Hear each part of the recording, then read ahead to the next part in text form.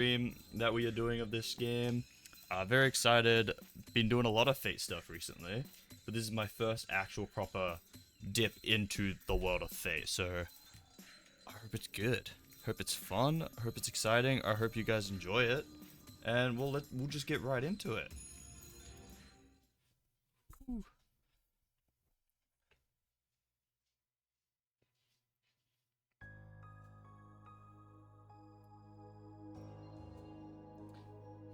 It was a thrust like lightning, a spearhead thrust to pierce my heart. Trying to dodge it would be useless. Being lightning, it's invisible to the human eye. Oh shit, sound effects. But the lightning that tries to pierce me is repelled by the moonlight that tries to save me. Clang! A beautiful sound. No, the sound before me is heavier than steel. The armor she is wearing is not beautiful at all, and as unrefined as the cold night. The sound wasn't beautiful at all. It was actually the sound of steel. It's just that the night is beautiful enough to turn it into a charming sound like a bell. Make sure to save before making decisions? Got it. We're gonna be saving. Oh. I don't get to, I was gonna voice them. She asked in a voice that lights up the darkness. Can I hang on a second? We're gonna figure this. Where's the voice acting? Can I turn the voice acting off? Hang on a second, here we go. No voice. No voice acting, we're gonna be the voice actors here. I'll be the voice actor. I have come forth in response to your summons. From this time forward, my sword... Oh wait, that's still her. From this time forward, my sword shall be with you, and your fate shall be with me. Now, our contract is complete. Yes. I'm not gonna remember this. Yes, the contract has been completed. When she chose me as her master, I'm sure I swore to help her too. The moonlight still lights up the darkness. As if following the night's example, the shed again falls silent. Time is stopped. The scene lasts less than a second. But I'll remember this scene vividly, even when I've gone to hell. The face slightly turned, the quiet green eyes. The instant becomes an eternity. The blue outfit, symbolizing her, sways in the wind. A faint blue light filters in. The golden hair shines in the moonlight. Beautiful. What a way with words I have. Fate. Ah, the beginning of chapter 1. Oh my god, that light is very bright. Hang on, that's a bit better. Oh, I gotta click. This is a story from 10 years ago. I'm watching someone I know very well. A tall man with a deep-featured face, who to my knowledge has never told a joke, is patting my head. No, that's not quite right. I guess he doesn't know how much strength to use, so to be more accurate, he's grabbing my head and mashing it around. What the fuck? I guess that's only to be expected. After all, that's the first time he's ever patted my head. I might make this... hang on, let me move that to the right. There we go, so we can get most of it in. I'll have... Oh wait, this is a deep voice, man. I'll have to... I'll have to get going now. You know what to do now, right? I answer the deep voice with like... The man patting my head nods once. Let's go. And stands up. I'm not a great voice actor, so I'm sorry for this. So that was it. If I'd known then that it was our final moment together, I would have made him laugh with my best joke. I had practiced telling jokes a lot, in hope that I could bring a smile to his grave face. I guess you could say I was sad that I couldn't tell him any of them. I should be being a girl. Put the association in your debt. By the time you mature, I'll let you decide what to do after that. You should be able to take care of yourself. Even though he said such things, I guess he was still worried. He told me about the heirloom jewels the Jews inherited from the master and how to manage the basement. As he was telling me all the things I didn't yet know, I realized, even as a child, that most likely he wouldn't be coming back. How sad. So tragic. A war has started. Not a war between countries, but a war between people. I'm slowly turning into Donald Trump, but the only ones at war were 7 people. In a situation like this, the word war should be unsuitable. But here it's a different story, as the ones in conflict are Magi.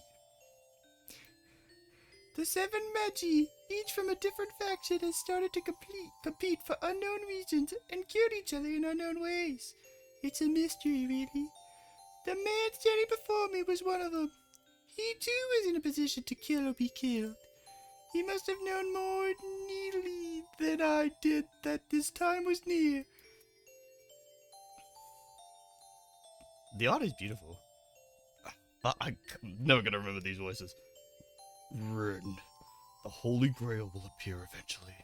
It is our duty as the Tosaka family to win it. More importantly, if you want to be Magus, you can't avoid it. Once more, he patted my head and left. That was the end. That was the last time I saw the man who entered the Holy Grail War as a master and died. The man who was my teacher, as well as my father. How sad. He died. Take care, father. Oh god, I'm gonna lose my voice after this. I've made a commitment now. I see him off politely. I knew I was on the verge of crying, but I shed no tears. I loved him. He was a great father and a great magus. I'm not pronouncing that right, but whatever. Among Magi, there are only obstinate people.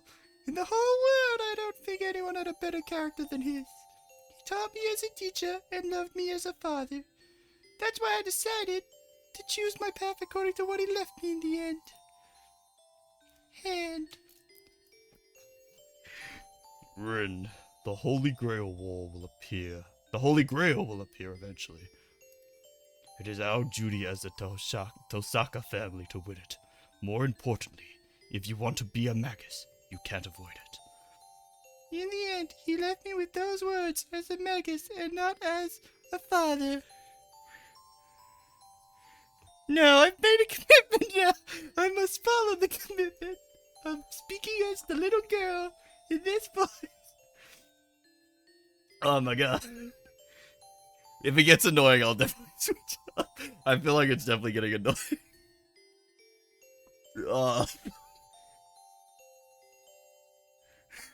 You'll be reading about 2 times trilogies by amount of words. I think non-dialogue narration would be enough.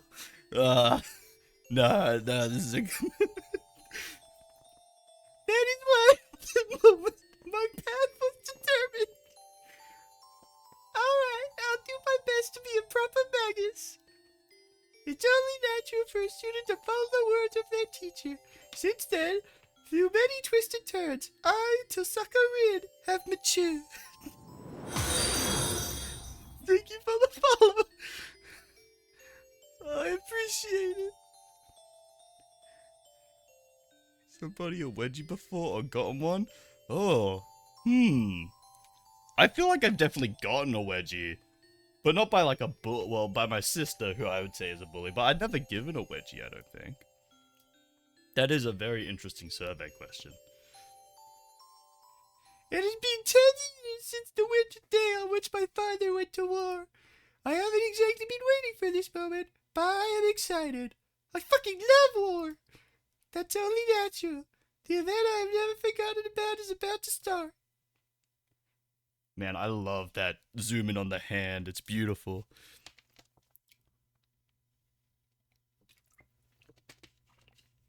Fuck, it's a good thing I'm drinking. This will be an excellent time to drink.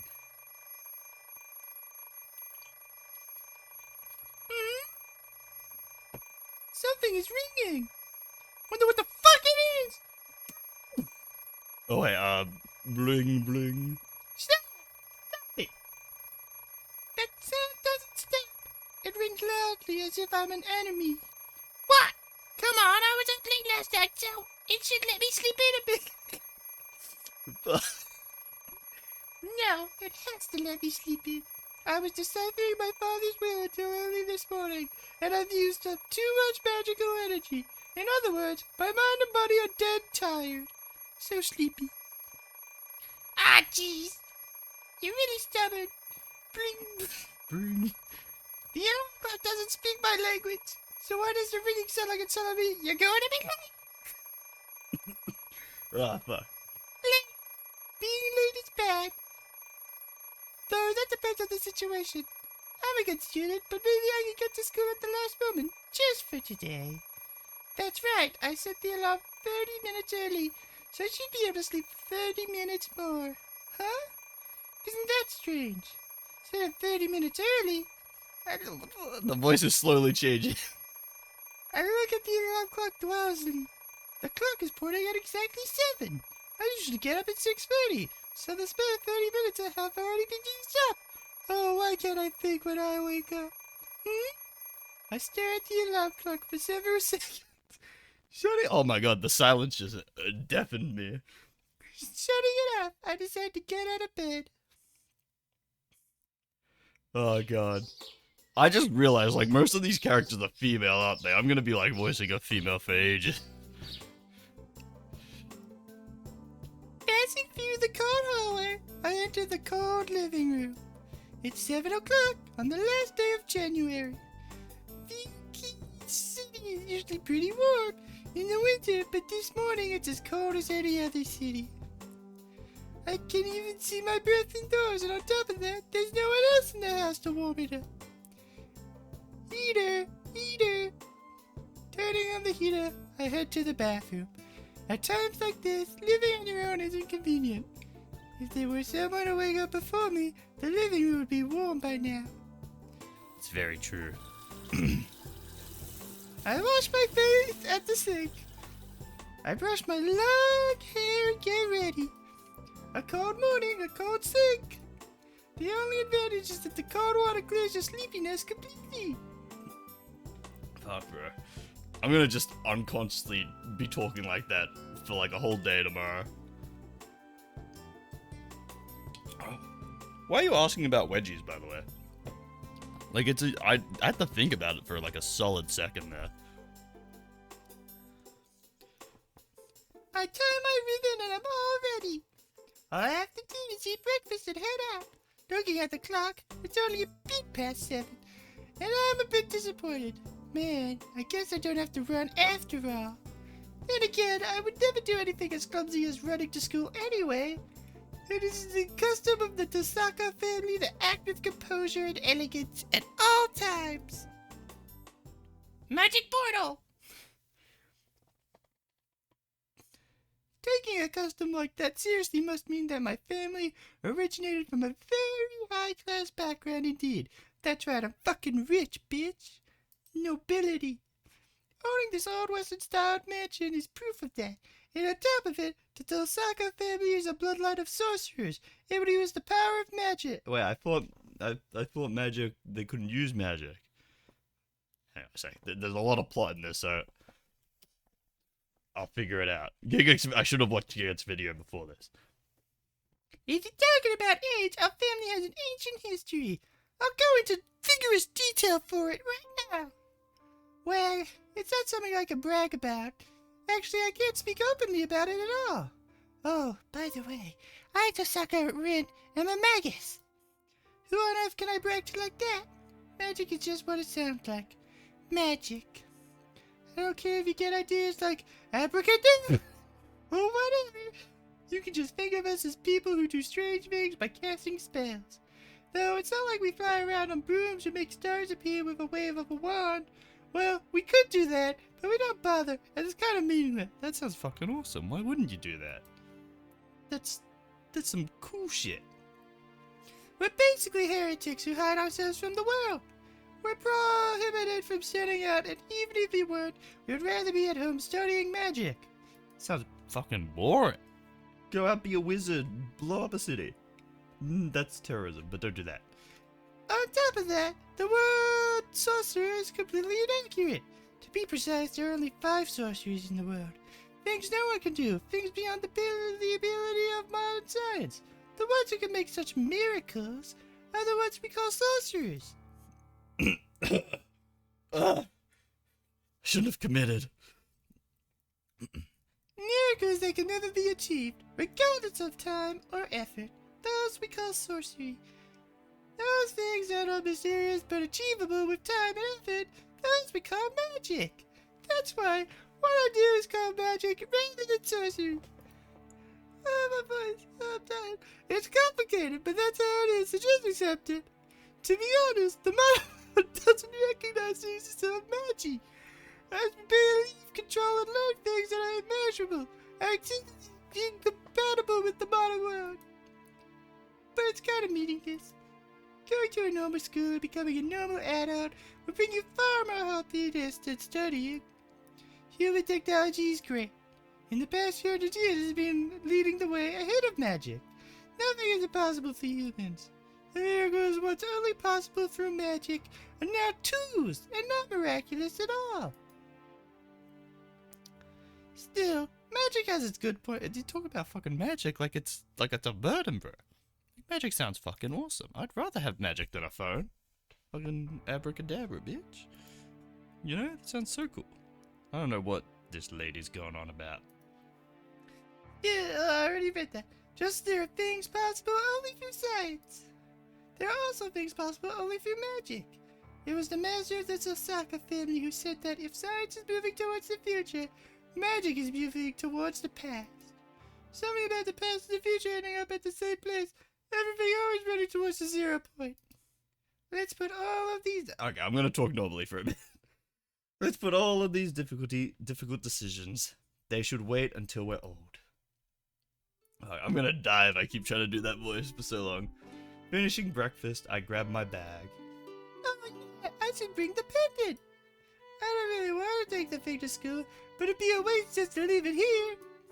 This thing is 100 years old after all. It's by far the greatest jewel in the house. No, that's way No, that's an understatement. It's much stronger than that. I found this after decoding Father's will last night. It contains the equivalent of 10 years of my magical energy. Ooh, spooky ghost. There was said to be an heirloom, and this might well be it. We, the Magi of Tosaka, are skilled at the transformation of power. We put our magical energy into jewels whenever we have free time. To put it simply, the jewels are bullets, and we are the gun. Yo, that's fucking awesome. The only other thing I can say I received from my father, the magic crest of the Tosaka family, engraved on my left arm. In essence, this is the proof of the successor, and it's like a tattoo that condenses all the inherited magic of the Tosaka family. Is that the summoning sigil thingy that they all have? It ain't started yet. It hasn't started yet. Fuck, I'm bad at reading. But I guess it doesn't hurt to be careful. I put the pendant, which can now be said to be my father's memento, into my pocket. This is the last resort. Pretty much anything is possible with the magical energy contained in this. It's 7:30. I should get going or I'll be late for school. As soon as I stop doing the voice, I have to do the voice.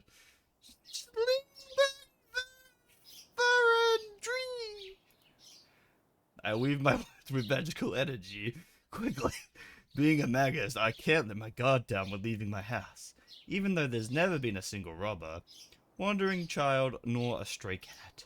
I don't think my neighbor has ever come to say hello either. What a dick, bro. Not even a Plate of cookies. Well, I don't really care. I'm not even a stray cat. What's up with that? Fucking cart? I look up at the mountain I've grown so accustomed to over the years.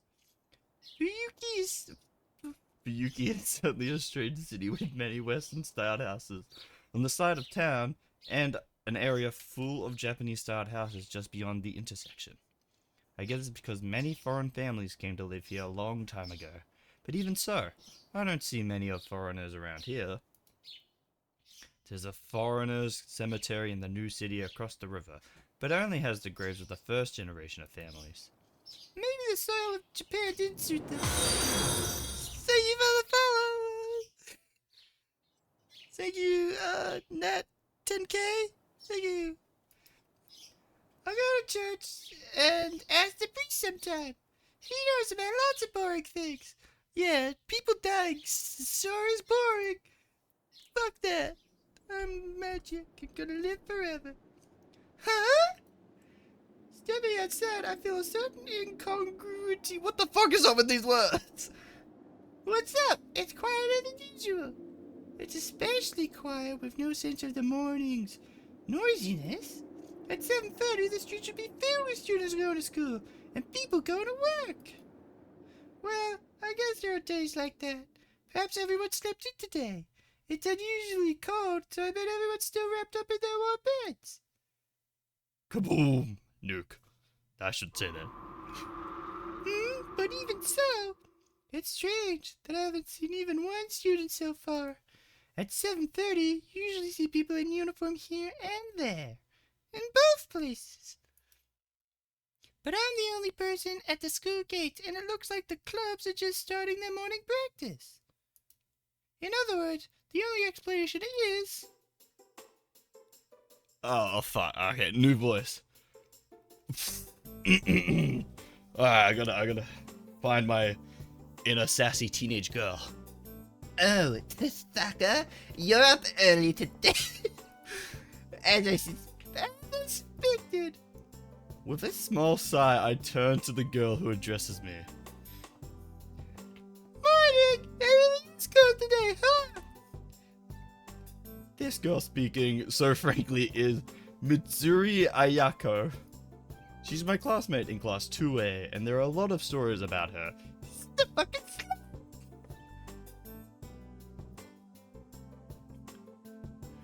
Good morning, Mitsuri-san. Please excuse the abrupt question, but do you know what time it is?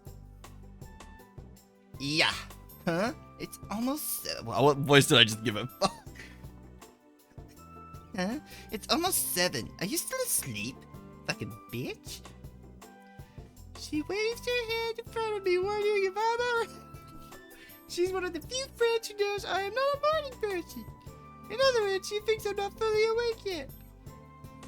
I guess the clocks at my house were an hour fast of all of them. Not just my alarm clock, but the wall clocks as well. What the fuck? Really, just what's going on here? Strange. Someone broke in and set all of our clocks an hour fast. Oh, that's a good idea. You know what? You're so right. I'm just fucking making this shit up as I go. You're a genius. Alright. Father arranged for all the clocks to go mad when the pendant was removed from the basement? Tosaka. Tosaka. Tosaka. Tosaka. Tosaka. Don't worry, I'm not gonna be able to do that. Don't worry about it. It's nothing. Anyway, you have the morning practice as usual? Okay, so it's like a deeper woman's voice. Yeah. I can't do that voice. I'm not talented. I like my sassy woman voice that I tried to do. Yeah. The archery club has lots of problem students, and one good member quit, so I have to get them to look good to attract a new freshman in April.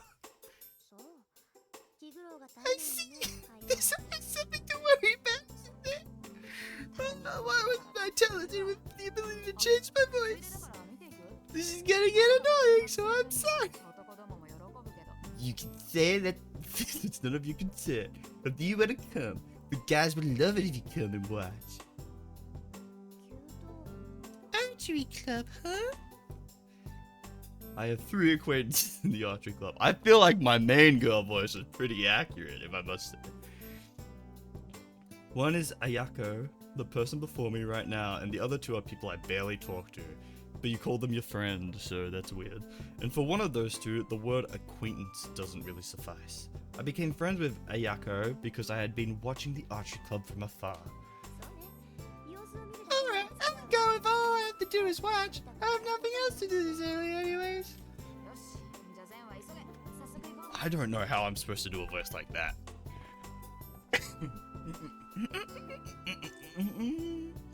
Alright, great, let's now. God, why did I make this commitment? The impressive archery range is one of our school's outstanding aspects. Perhaps the director is just interested in archery, but the range is much too fancy for a mere school club. Come on, there's still time before practice. Now let's go in and have some tea. Happy about something, Go dragged me in by the hand. It's a bad habit of hers. She talks like a guy when she's expressing her true feeling. Oh, so I'm just gonna be manly when I'm talking like her. This is very good. As Ayaka said, there's no one in here. While sipping hot tea, we prepare for today's class. The tea tastes really good in this open winter environment. Well, I'm coming straight to the point. How's it going? Tosaka, have you found a reliable partner yet? So... As there's no one else around, Ayaka comes straight out and asks me a ridiculous question. Huh? That's a really direct way of asking. Judging from your tone of voice, you've already found yours? No. Alright. God, this is terrible. Why'd I have to do this? And this is like 80 plus hours, right? Fuck, I'm gonna like not remember what my original voice sounds like.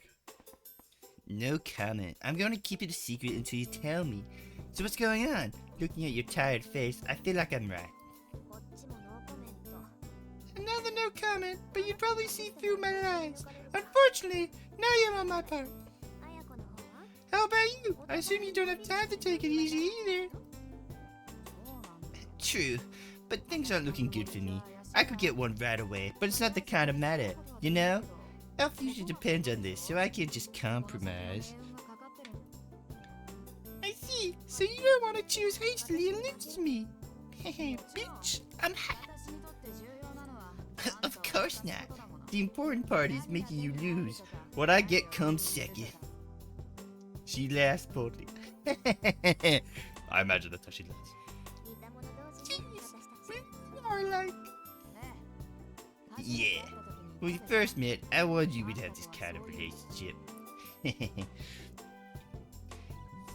Yes, she did indeed. I was certainly surprised when, at our first meeting, she said, well, this is her doing an impression, we'll probably end up with a killer-be-killed relationship. Or in the other words, unless we go all out against each other, we'll never really be friends. I agree with her on that, and that's why we've had a friend or foe relationship for 2 years. By the way, why are we talking about this? Why? You're the one who started it, Tosaka. You said there's something wrong with a woman never having a boyfriend, so we decided to see which one of us could get a boyfriend before the 3rd year. Oh yeah, just tit for tat, I suppose. And did we say that the loser would obey the winner for a day? Bruh, like this is like what kind of competition is this? Oh, why'd I decide to do? Oh,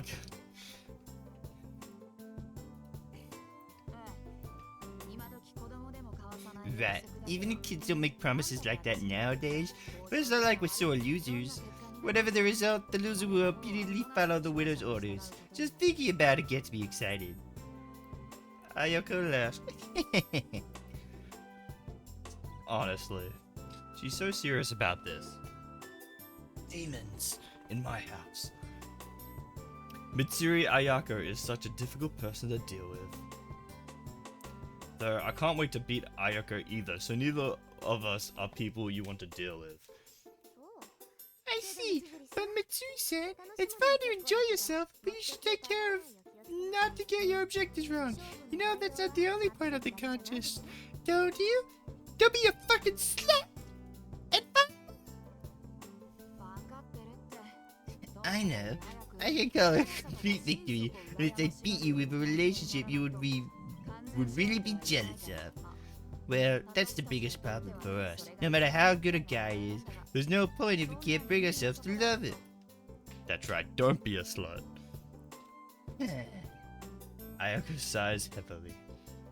To my knowledge, Mitsuri Ayako is said to hate men. Rumors are never to be trusted. However, as she suggested this match, rather than hating men, I think she just doesn't have a chance. She's gay. Gay character. Perfect. I feel like she's gonna die or something. I don't know what like the actual story of the visual novel is, but I feel like something bad's gonna happen. Like we're following a completely different character to the opening. But that aside. Hold it. What do you us? I'll say it right now, but I'm not. Let me turn the mic volume down. Say it right now, but I'm not cold-hearted like you. I have no problem loving a guy. That's a lie. Oh, you're fooling yourself. There's no way you'd ever be concerned about a guy. You've never given one good response to any of the confessions made to you. If you had even the slightest interest, you'd think of going out with them, but you keep declining. So it must mean you're not interested in men. I'm slowly turning into Eric Cartman here.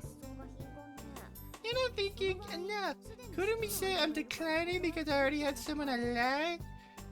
Bitch, I got a crush. Well, that's a good answer. I like that. It's romantic. Okay, no, seriously, not making fun of me. Her sigh says, wouldn't it be nice if that was the case? Jeez. I really can't keep anything from her. Have I been tricked into playing a dating sim? This is where we're going. You're right, I think so too. Well, it's exactly as she says. I know myself, how cold I am. I admit, I know nothing when it comes to love and relationships. I'm a loser. Alone.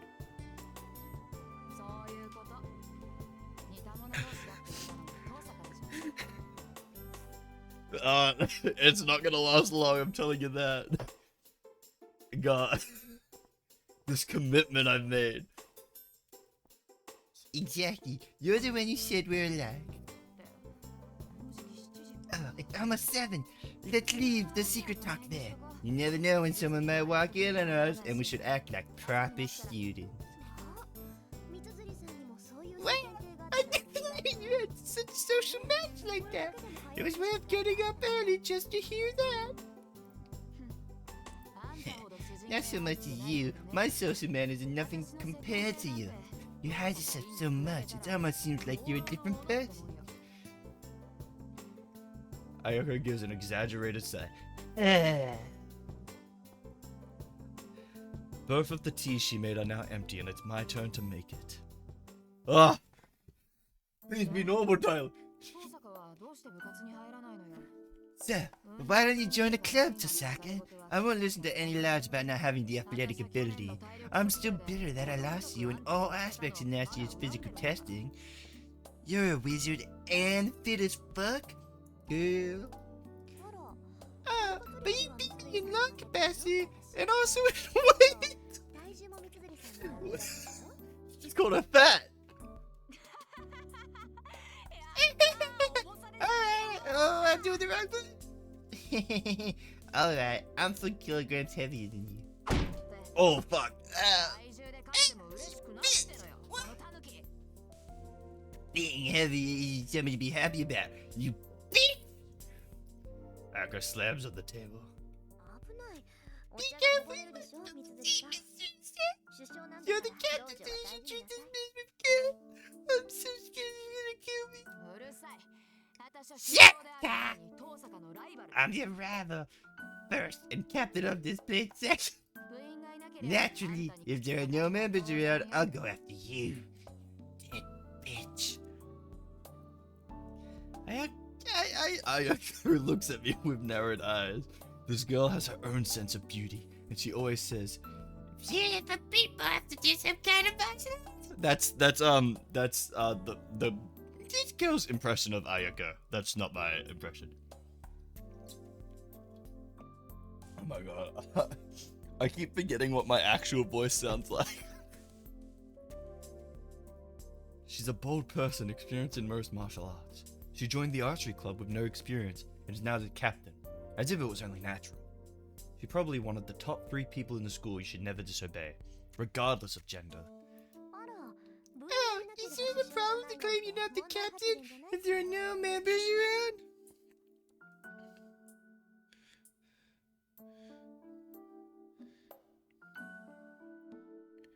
Wait!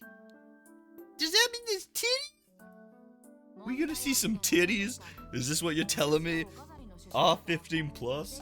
That sounds like there's gonna be some titties in this. Of course not. I'm the captain in name only, so all I can do is keep an eye on the problem members. There are people better than me, so it's not very dignified captainicity.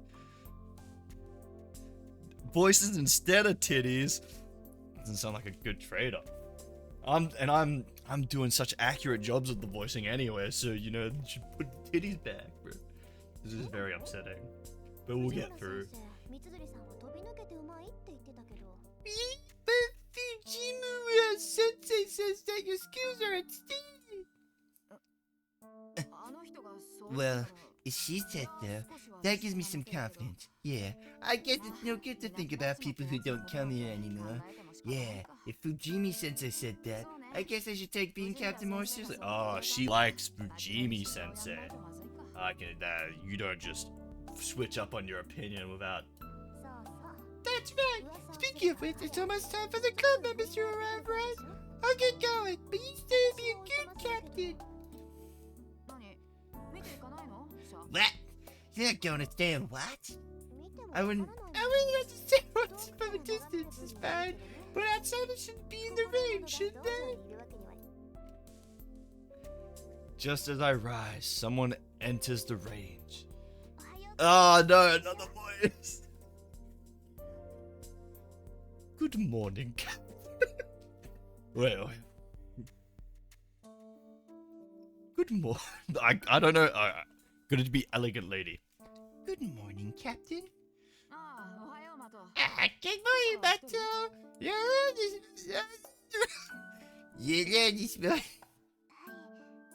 Yes, I'm sorry I couldn't be of help. Nah, it's okay. If he doesn't want to come, there's no point forcing him to.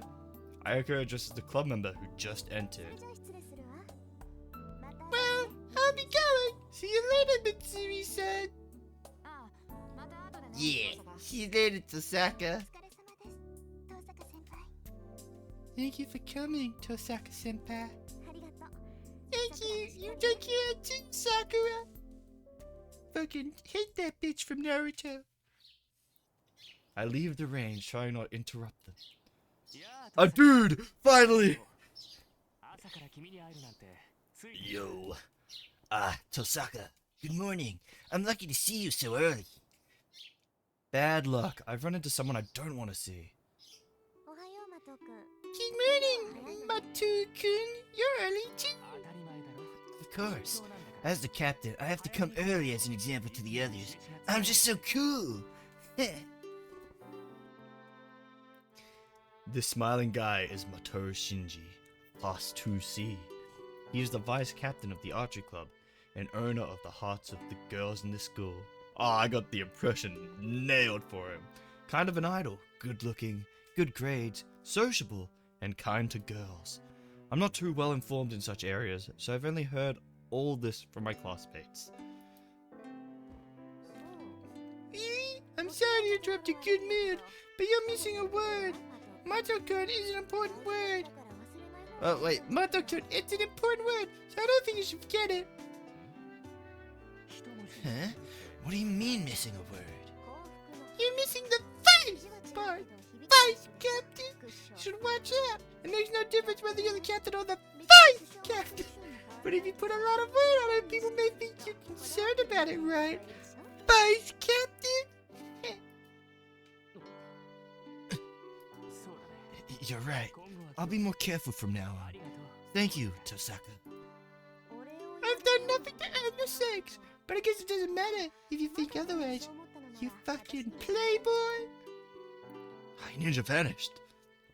Bidding him goodbye, I leave the range. Hold on! You came to watch, right? Then you should stay and watch. You're welcome here. I'd rather not. I don't want to interrupt the practice. You can't get this ass. Don't worry about that. If anyone's bothering you, I'll just kick them out. So come for a while. I'm thinking about that. Besides, it's not like I'm interested in archery. I don't like watching people. I don't know practicing. What? You don't have any interest in archery? Oh, so that's what you were watching. That's why you were watching us after school. I don't know what he thinks the reason was, but he's undoubtedly making a big misunderstanding. Oh, so you knew? Mato-kun? Naruto-kun? Yeah, our eyes met many times, yours and mine. After a shot, you would always be looking at me, right? I wanted to call out to you, but it's the rules, you know. We can't raise our voice on the range. Oh, fuck. Bro, you're coming on too strong. As if happy about something, Shinji moves closer. It moves in closer to me. His smile carries a sense of superiority. I guess a misunderstanding. Thought you liked Archie, but you actually have no... Oh, wait, why did it go so fast? You actually have no interest in it, right? So why were you watching at the range?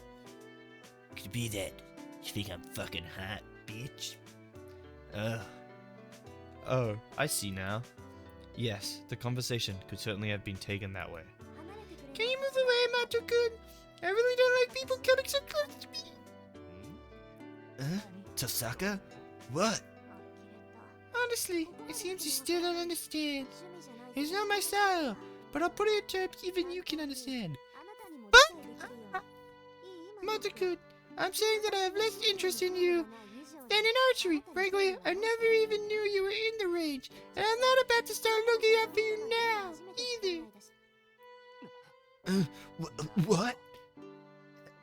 As if I've angered him, he reaches out for me violently. I easily avoided it and turned my back on him. What a dick. Goodbye, Mato-kun. It's good to have some ego, but you shouldn't let it grow too large. Tosaka, you... He sounds like he wants to say more, but it doesn't seem like he's going to scream or come after me. Jeez, he really is all show. If he was just a little bit more mature, he wouldn't be so much trouble for the people around him. What a dick, bro. Oh my god. I'm surprised my voice hasn't given out yet. I feel like I'm going to go through puberty again. My voice could break any second. Still very upset, no titties. From the back of the school where the archery range is based, I enter the school building. It's past 7, but I can't see anyone in the hallway. Dude, what time does this fucking school start? Oh, dang. Ah, fuck! Why is it all women? Oh, fuck. I can't do women's voices. Okay. No, that's the other person. Alright. We gotta find a voice. Find a voice.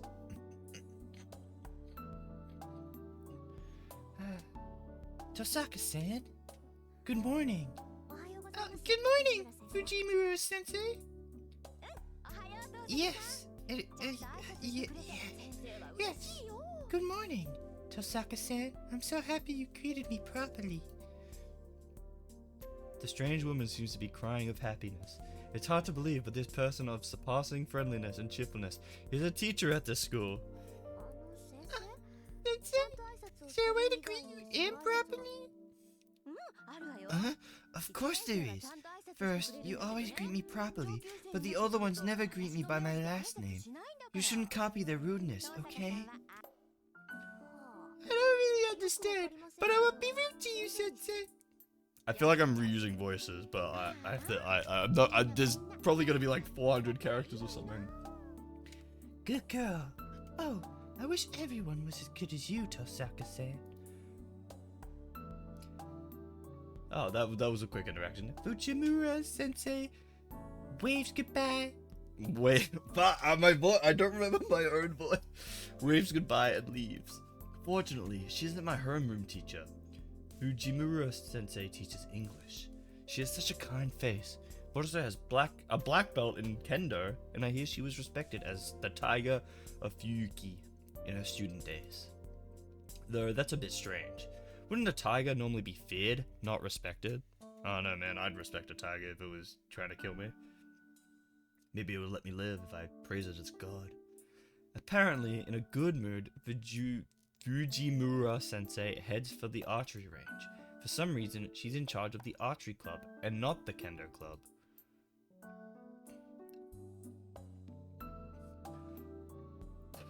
It's almost 7:30. I can see a few students doing club activities outside, but there's no sign of anyone in the school building. But still. Yeah, Tosaka. I bumped into someone who greets me rudely. Oh, student president, are you patrolling the school building this early in the morning? Or perhaps taking care of the club rooms? Not that I care, but you're certainly diligent. Huh? What are you planning? What are you doing here? You're not in any clubs. I just felt like it. I don't get up early like your family does. Ryudu-kun? That's how you pronounce it. The student president makes an unhappy face. For some reason, I seem to be his enemy. I really don't know why. Perhaps it's just because I said, "Skip the temple, very boring," in a meeting to plan for the field trip. Let me ask you a question. No, that's... Let me ask you a question, Tosaka. Have you been staying at school until late at night recently? Nope. You should know I always go straight home, Ryudu-kun. Of course. This is my job, so naturally I know about everyone. I'm a freaking stalker. I see. So you don't even have to ask, right? I don't know why you're asking, but isn't it bad to force student council jobs onto outsiders? You should collect information on your own. Don't rely on other outsiders like me. Idiot. How are you an outsider? Don't think I don't know how you work your evil deeds on our treasury, you fox. This voice. I misunderstood. I was merely working out how much each club should receive because Mitsui-san asked me to. I think it's nothing for students to take an interest in where their money is going. But what? Fuck. Oh my god. This is so much pressure. Gotta breathe for a second, get the air back into my lungs. How can damaging our treasurer's psyche enough to keep him out of school for a week be only right for any student? As always, I'm amazed by your way of thinking. The same to you. You should keep a watch on those under you. It's not fair to favor the non-supporting sporting clubs. That's right. Revolutions are a thing, bitch! I know that. That's why I intended to deal with the matter myself. Oh, that's him. He's me, so we're just gonna give him my normal voice. Ise, the repairs are done. And then, a guy appeared who I didn't expect to find here. Sorry, Amiya. I'm the one who asked for help, but it seems like you're doing all the work. Forgive me. Don't worry about it. So what's next? There's not much time left. Yeah, the AV room is next. It seems it's been working badly for a while, but it finally died. It can be fixed if it's dead. It'll be quick to just buy a new one. True. But it'd help if you could take a look at it. It might be dead to my eyes, but only faking it to yours. I see. Well, let's take a look. I am a genius. The student present leaves with the male student. My thoughts have stopped at this sudden event, because I fucking love that guy. I'm in love. Just like Shrek is with Fiona. The guy with wrenches and spanners in hand turns back as if remembering something. You're up early, Tosaka-san. Tosaka, right at the sand part. And with that, he leaves. Was that supposed to be a greeting? He's such a bad boy. Love it. The student whom the president called Emiya leaves quickly. I feel like I am not pronouncing this name. Emiya, that would be Emiya Shiru from class 2C. That's fine, but how can I put it? I just think it's hard to tell whether a guy who looks at home holding a wrench is useful or scary. Try you could just bludgeon me to death with that wrench. It's 7:30 in the morning, and there's no one in class today. Well, I guess I'll study ahead. I sit at my desk and work on a few math problems. There's 30 minutes until homeroom. I guess I'll just be bored until my classmates arrive. 1 + 1 is 2. What, wait, did we just skip the whole school day? Dude, I wanted to do some math. Fourth period ends and the noisy lunch break begins. Our school has a cafeteria, but half the students stay in the classroom. Actually, most of the ones who stay are girls. The cafeteria food is rather roughly made, so girls tend to dislike it as a result. Another woman? No, I just moaned like a woman. Oh god.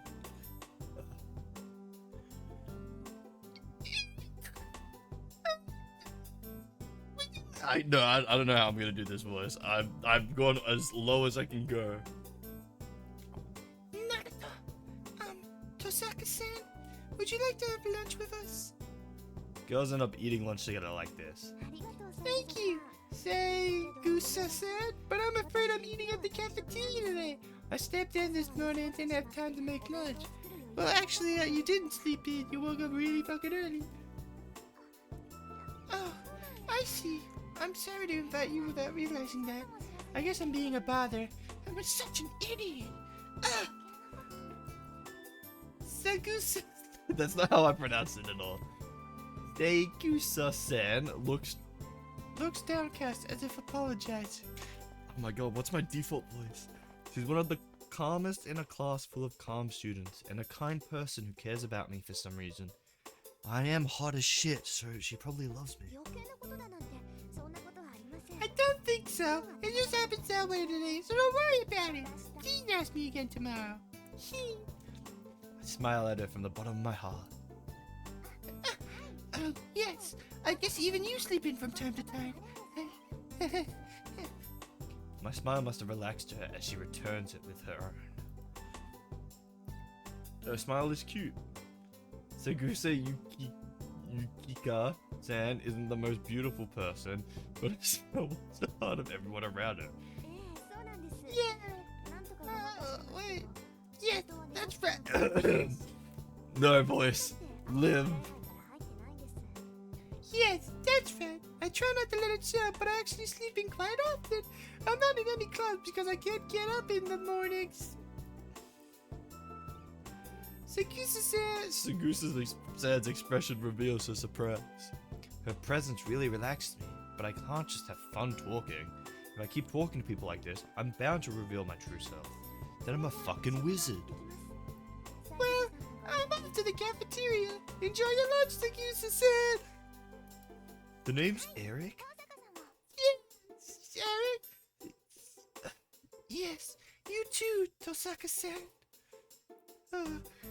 Too many voices. We exchange a warm goodbye and she returns to a group of girls. It seems she's eating with Makadiro-san and Himuro-san. Do I have to come over? Oh yeah, Sugusa-san is the manager of the track team. Makidera and Himuro-san are the track team's hopefuls. Makadera is a friend I sometimes go window shopping with, but I don't know Himuro-san that well. Oh my god! What? I thought there'd be like 4 characters. Oh my god. Oh, fuck. Oh, you were rejected, Yukichi? Didn't I tell you Tasaka wouldn't bring lunch? If you want to eat with her, you'll have to make her lunch too. Maki, can't we just go to the cafeteria too then? I'm just doing random voices there. No way. There isn't enough room in that place for people who bring their own lunches. Even if we did sit with Tosaka, the men's glare would be annoying as hell. Like last vacation, we went to hang out together, but she's the only one who got any attention. You just hate it? People have to show off their beauty like that? She's so fucking hot, and we're just fucking ugly. Makidera speaks without thinking as the girl surrounds Sugusa-san's desk. In contrast to her nasty mouth, she's a Japanese beauty who looks wonderful in a kimono. Makina, I think that Tosaka-sama can hear you. In contrast to Makidera's loudness, Himuro is the cool, steady type. Ah, crap. Tosaka heard that? She really glaring at me. I don't think she's glaring at you, really. She is. She's scariest when she's smiling. Come on, take it easy, Tosaka. It's us we're talking about, right? I brought you teriyaki, remember? She waves her chopsticks, puffing out her cheeks. The knowledge this girl's hobby is the knowledge that this girl's hobby is collecting wind chimes just shows that the world is far too complex. Anyways, it's not good for Sugusa-san to keep watching this. She's panicking, seeing Makidera continually talking bad about me. Don't worry, Sugusa-san. And Makidera-san. I'm the one who paid and it was crepes, not teriyaki. You should fix that habit of yours of changing the facts you remember, or I might have to reconsider things next time. Okay? That smile really is scary. Oh, I'm terrible at this. This is so bad. I'm sorry, anyone who's watching this. Makidera hides behind the lid of her lunchbox. Saying goodbye to the 3 of them, I leave the classroom. My voice is killing me now. I shut the door behind me. And then... Man, come on, there's no big difference between crepes and teriyaki. Taiyaki. I'm an idiot. I can't read. They're both just sweet wrapped up. Makidera's words are one no girl should ever speak. Oh, what the fuck? Crepes? The thing? Is she really a girl? Or else it's the same to her? Perhaps she just has very convenient taste buds that can tell 500 yen crepes from an 80 yen taiyaki. But why you? I could have said 420 yen if I just brought you taiyaki to begin with. Oh my god. I thought like someone just died or something. Like walked into the hallway and like it was like fucking Among Us, bro. Oh my god, I'm gonna lose my voice. I'm having fun with this though. I'm having a good old time doing this. This is so stupid. I'm getting mad about this. I guess I'm still tired from last night. The cafeteria would be too much effort, so I'll just get a drink and some bread and eat on the roof. How many new characters are we gonna run into? How many? I buy lunch and head for the empty rooftop. It's a convenient location as no students would come near it in the wintertime. It's too cold to eat, but that's a small price to pay for being able to eat without worrying about other people. Lunch comes first. Nom, nom, nom, nom, nom, nom. I start on my tomato sandwich. Is it what the fuck is that? Just tomato in a sandwich? And hot lemon drink. It's a simple lunch, but the taste is much improved in this peace and quiet. Ew. I finish my sandwich and my hot lemon drink. I'm a bit tired. It's a difficult balance being a good student while trying not to be too social. It's my vanity, not my conviction, that I must be number one both academically and physically. If I am to be a student, I want to be the best. It's unthinkable for me to dishonor the Dosaka name. So that's why I'm a perfect student, flawless in all aspects. But at the same time, I also have a dangerous job as a magus. Ooh, pardon me. So I shouldn't associate with normal people. Fucking normies. Normally, any magus whose identity is discovered has no choice but to eliminate the witness. Holy shit. I don't want to do that. I don't want to fucking... Bro, what the fuck? I'm getting some lore now. I don't want to do that. So inevitably, my social life has become a shallow one. I only hang out with Makadira on weekend. And I try to refuse invitations from friendly people like Sagusa-san. Even though I'm the best honor student in the school, I just can't stop bragging how fucking great I am. I live trying not to become too important to anyone. Though, sometimes when I'm tired like this, it makes me think that this life is rather boring. It's time already. I finish my hot lemon drink and stand up. I should stop drowning in sentimentality and go back to being the usual Tosaka Rin as I go down the stairs. Tragic. Oh, who the fuck is this? Homeroom is at the end. Those of you on day duty, finish the daily report and check the locks. Those of you without club activities are to go home quickly. Ninja vanish. 2A's homeroom teacher exists after repeating his usual line. Exit, sorry. As far as I know, this line hasn't changed all year. Tosaka, you're going home already? Yes, there's an event with Matu-kun this morning, so I'm heading home before it becomes a bother, that dickhead. I thought so. Mata was in a bad mood this morning, so I thought you must have given him a hard time.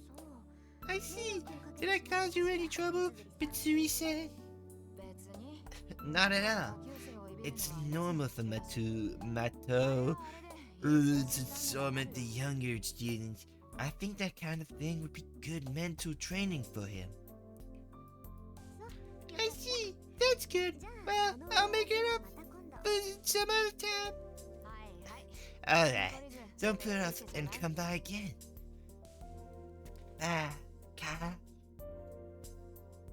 I head straight home. Once I leave school, Tosaka Rin is no longer a student.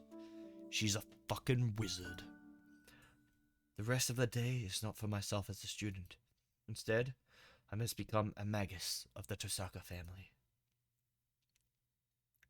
Alright. Still in Act 1. Back at my house, I'm greeted by the blinking light on my answering machine.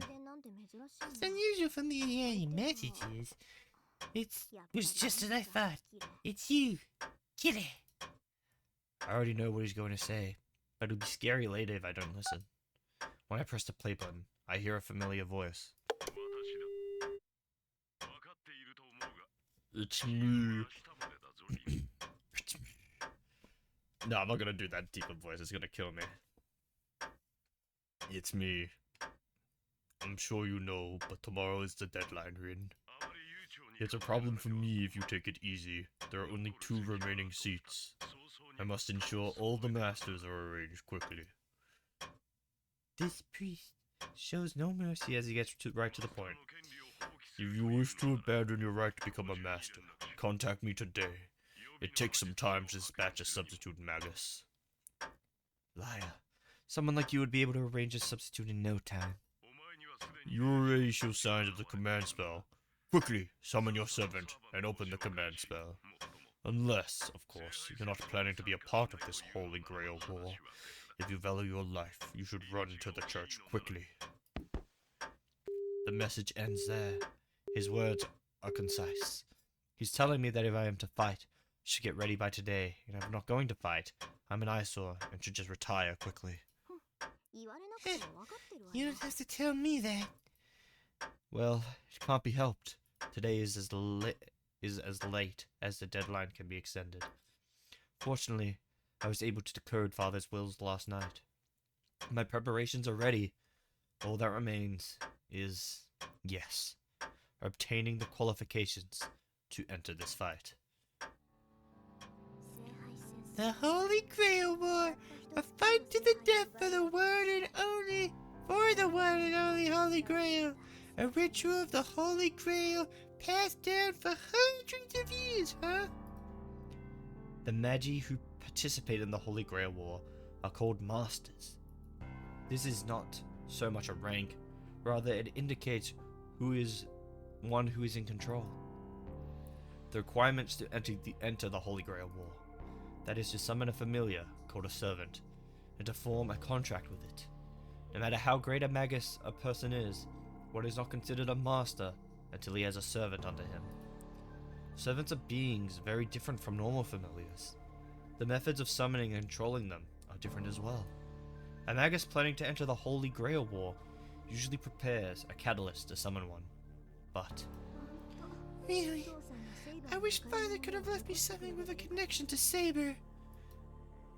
I don't have anything with it. I don't have anything with any connection. I can summon a servant. If I wanted to, I could summon one right now and form a contract with it. The town's sacred ground is under our jurisdiction. As the daughter of the Tosaka family, which has protected this town through the generations, I will not lose to Magi from elsewhere. But, that said, I guess you can't go out to sea without a compass. Or perhaps I should say, things are completely unplanned. Servants are attracted to symbols.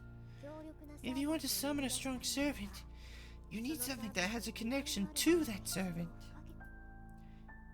In other words, a sword, armor, talisman, bone of that servant, or something like that.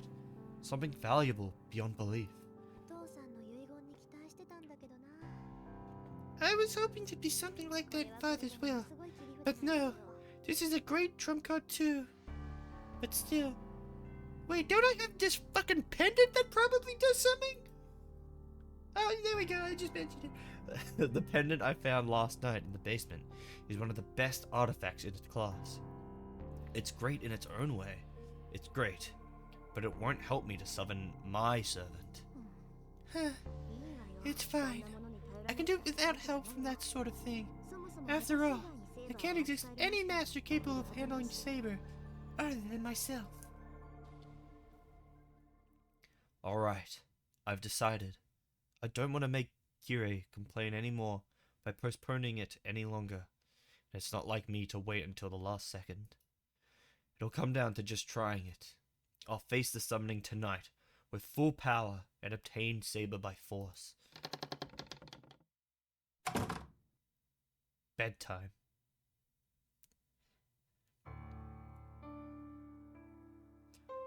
Late at night, the clock is about to strike 2. This is the best time frame for my magical energy. The peak of my magical energy is at exactly 2 in the morning. I'm like Escanor, but in reverse. Since this will be my first and last chance, I can't afford any mistake. Withdrawal! Within elimination, engrave 4 areas and surround with the summoning circle. Right? Oh, that's cool. Ooh. I engraved the circle onto the floor of the basement. You don't need a large-scale summoning to summon the servant. Servants are called forth by the Holy Grail, as the Master's priority is to keep the servants in this world, and to supply them with enough magical energy to substantiate the Holy Grail takes care of the summoning. So bright!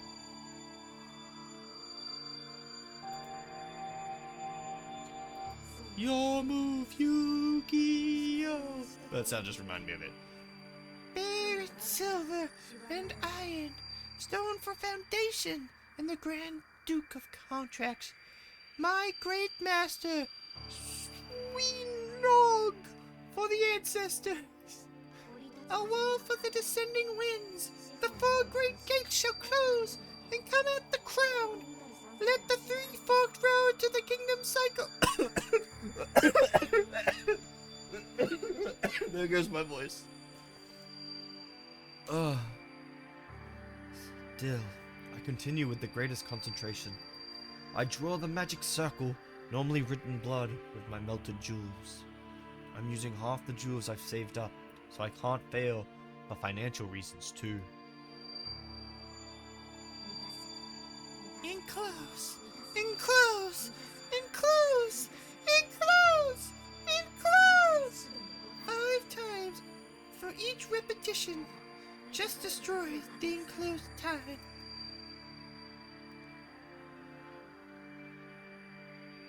It's almost 2 in the morning. Completing the magic circle passed down through the Tosaka family, I face it with all my power. Afang!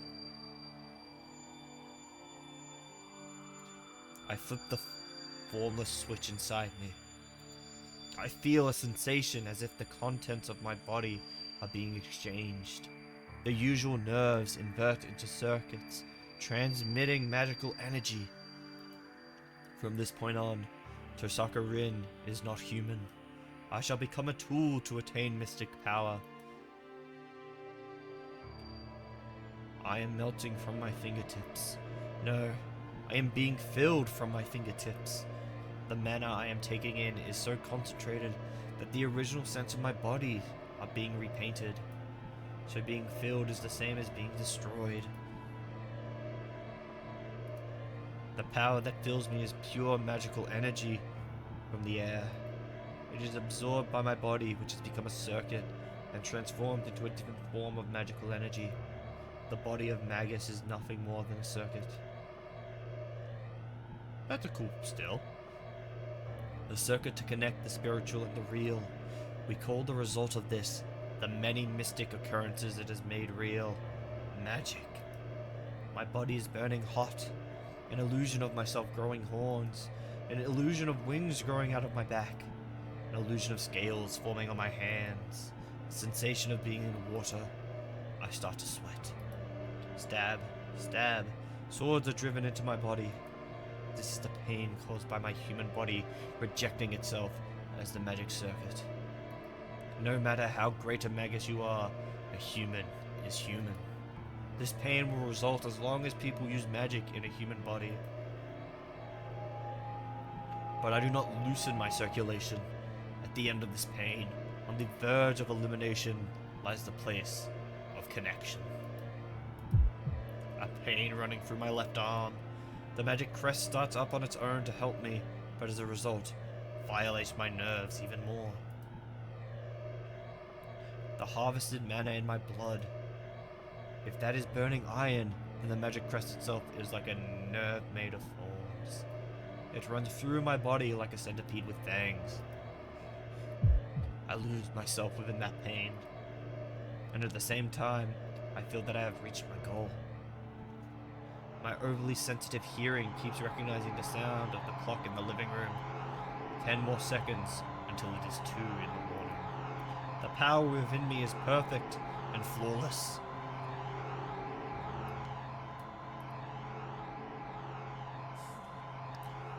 I announce! Let's start. I take the mana I've absorbed and turn it into a fixed magical energy, and now I have only to empty out the mana within me to move the engine called the summoning circle. I announce! The body shall be under my command. My fate shall be determined by the sword. Follow the call of the Holy Grail. If thou wouldst obey this mind and this reason, then answer my call.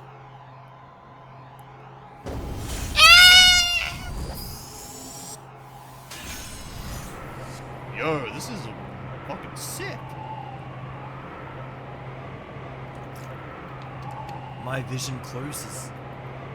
The fifth element, said to be unperceived by human eyes, is before me. So in fear of being broken by it, vision shuts itself down. Make an oath here! I am the one! I am the one who shall become the virtue of all afterworlds. I am the one who shall lay the evil of all afterworld! Thou art 7 heavens clad in the 3 great words! Emerge from the ring of control! God!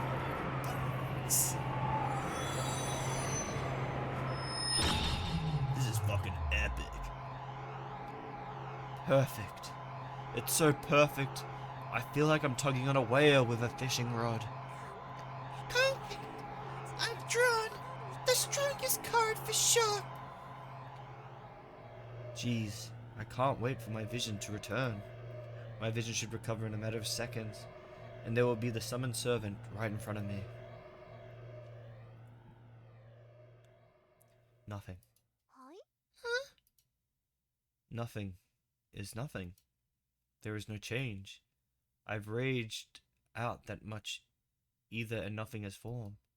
And on top of that, I hear an explosion from the living room. I run. I keep running without thinking. I run up the basement stairs and into the living room. The door's broken! The living room door is crooked. There's no point in turning the handle. The door doesn't open even as I push and pull it. Jeez, you're in my way! With a crash, I kick through the door into the living room. And the instant I walk into the living room, I understand everything.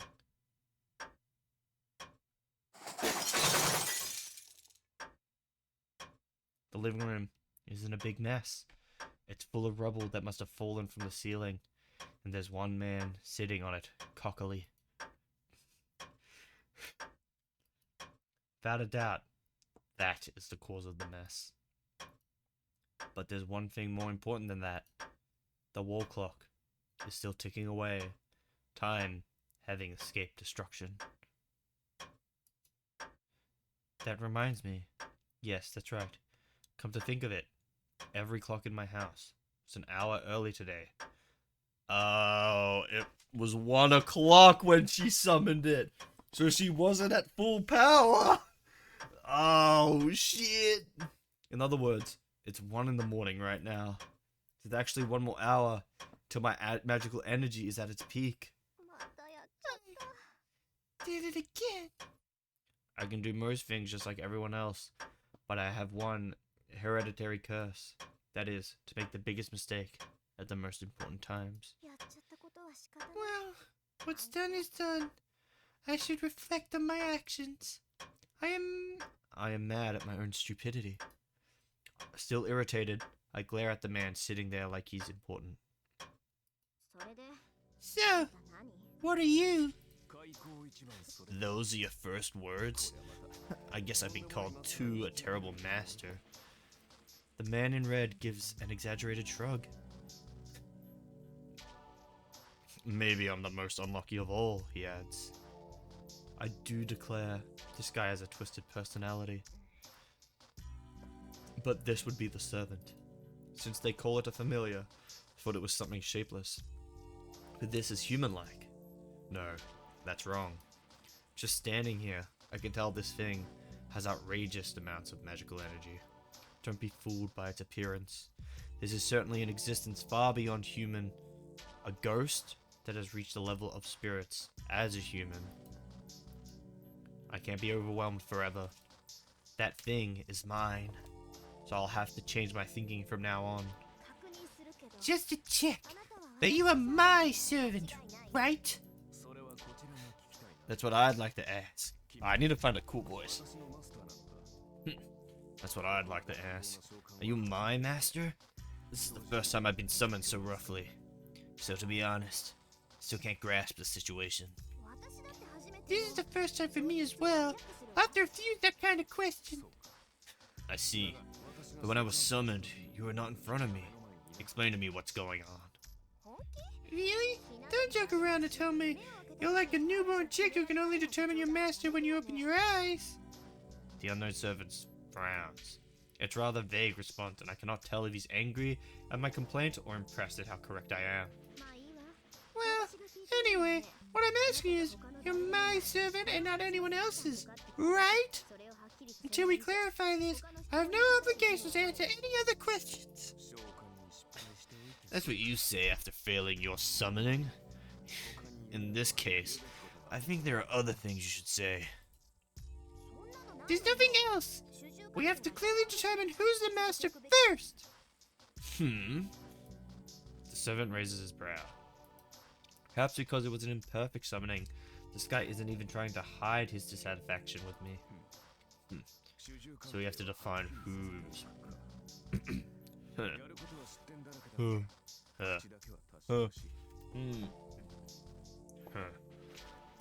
So we have to define who's master, huh? Your actions are full of mistakes, but it seems your mouth is rather better. Yes, I certainly agree with that opinion. Unless we make it clear who is the stronger and who the weaker, it'll be hard to handle each other. The servant looks at me, meaningfully, as he lays on the rubble. Who's weaker? Yeah, I'm a servant, so I'll accept this master-servant relationship. But that's only according to the contract, right? Who's superior, and if the other is worthy to fight alongside with, that's a different story. Well, are you a magus worthy to be my master, young lady? The servant grins. He smashes my house. That attitude like he's king makes me angry enough. But now he asks me if I'm worthy to be a master? I'm not asking for your opinions. All I'm asking is if you are my servant or not. I glare at him. I will not lose to someone who looks down on me this frankly. I see. Just saying such an obvious question isn't even worth answering. But courageously, your spirit is that of a splendid master. But I said, don't get the order wrong! It's the duty of the summoner to confirm first! Now answer me, you are my servant! I step forward, ready to attack depending on his answer. Jeez, you're a stubborn young lady. We're not getting anywhere this way. I guess it can't be helped. Let's say I am your servant. In that case, would you be my master? Just hypothetically. Of course! If you're my servant summoned by me, who else but me would be your master? I somehow cool my boiling head and glare at this rude guy. Oh, I see. Well, let's suppose that's true. Then, where's the proof that you are my master? The servant talks nonsense, grinning. He must think I'll panic about this proof of master thing. Here, this is proof I'm your master, right? Ah, red circle! I show him the command spell on the back of my hand. I don't know anything. My father talked a lot about masters, so I know about the command spell. Are you satisfied? You're still going to complain? I thrust before him the proof that I am his master. I am a master. The servant in the rubble looks confused. Then, man, are you serious, young lady? His face clouds with discontent. What do you mean, am I serious? I mean, that way of thinking. So you're a master if you have a command spell. A command spell is only a tool that governs the servant. Jeez, you act like a master just because of that. What I wanted to see was, are you worthy for me to pledge my loyalty to? That's true. You'd normally think of the command spell when talking about the proof that one's a master. So what? I'm not fit to be a master then? I'd like that, but no go. Since you have the command spell, seems you are my summoner. It's unbelievable, but it seems you really are my master. He gives an exaggerated shrug of his shoulders.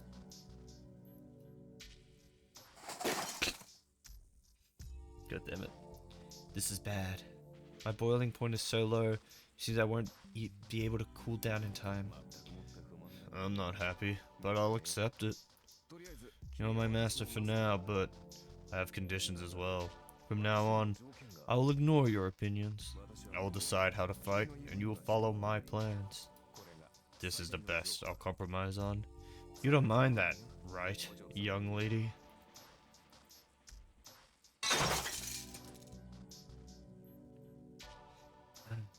I think this is it, Father. I'm almost at my limit. I see. You accept unhappily. But what do you mean about ignoring my opinions? You are my servant, right? I ask him in a trembling voice, just in case. That's the issue of the command spell too, so this is my last warning. The biggest compromise I can make. And to that. Yeah, in name only.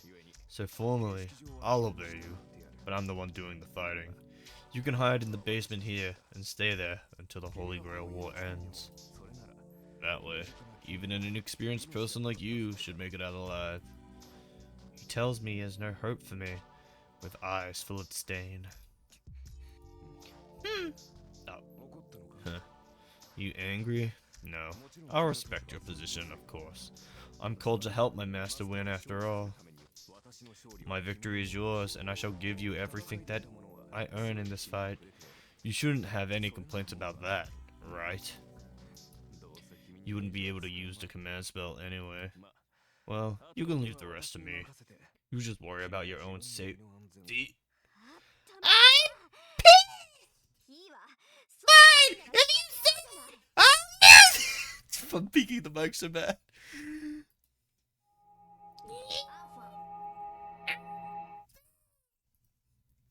There's no holding back now. I've no sympathy for a twisted guy like him. What? You're not... exactly what you're thinking, you rude scum! Retract is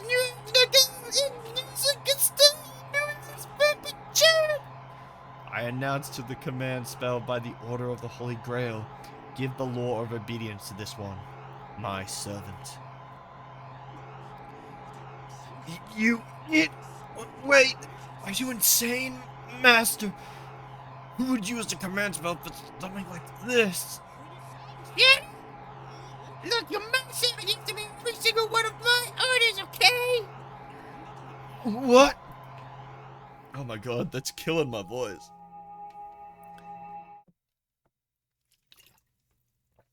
Oh my god.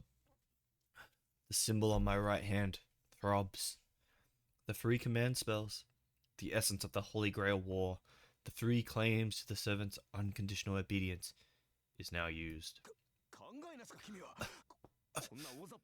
Are you not even thinking? Using the command spell for such a general thing? Huh. It's too late now. First of all, I wasn't expecting this either. I hate myself so much, I want to die. To go ahead and use the important command spell for something like this. Interesting. I still don't really know what's going on too much. So, leaving the ruined living room behind, we move to my room. In front of me is a servant who should be absolutely obedient for my command spell. He's there, but... I see. I understand your personality now, Master. How exactly is this absolutely obedient? Just to make sure. Just to make sure. Do you understand how important the command spell is, Master? Sound like Anakin. I know. It's the right to give your servant 3 orders, right? What about it? Jeez. Look at the command spell forces the servant to act according to an order. It doesn't merely stop their actions, it strengthens their actions as well. For example, I can't instantly teleport to somewhere far away, But if you command me to go using a command spell, then assuming we have enough magical energies, such things become possible. This is what is meant by unconditional obedience. It is the three crystallizations of a great magic that allows a servant to surpass limits on their ability even they can't control. Well, only two now. Dude, so she just like, bro, she just wasted like a massive power up basically. So she could have been like, kill that guy that's stronger than you, and like it would have given him like the power to do so. Like, that's crazy that you would just waste that on that. Like, he was being a bit of an asshole, but like he was gonna fight for you. I know that. It's fine. We still have two, and that order I gave you isn't useless either. Man, this is certainly a miscalculation on my part. The command spell works poorly on broad orders. For broad and long-lasting orders like protect me through this or win this battle, the power of command spell weakens. The force will last a long time, but since the associated pain is weak, some servants will be able to disobey. In contrast, a single, simple order like deliver the next blow with all your power, don't break that glass, is absolute, and even the most powerful servants will find it hard to disobey. Ooh, okay. So I think you can guess what I'd like to say next, Master. I get the idea. So you're saying a broad, long-lasting order is meaningless, right? If the effect is weak, servants can act against it. It's better to make a single absolute order than to give weak ones, right? And you just wasted one of them. Right. Basically, the command spell is a way to bring about miracles beyond our abilities. Stupidly using it for orders can be achieved by other means is unforgivable. Bruh, this is crazy. The fact that you just wasted that.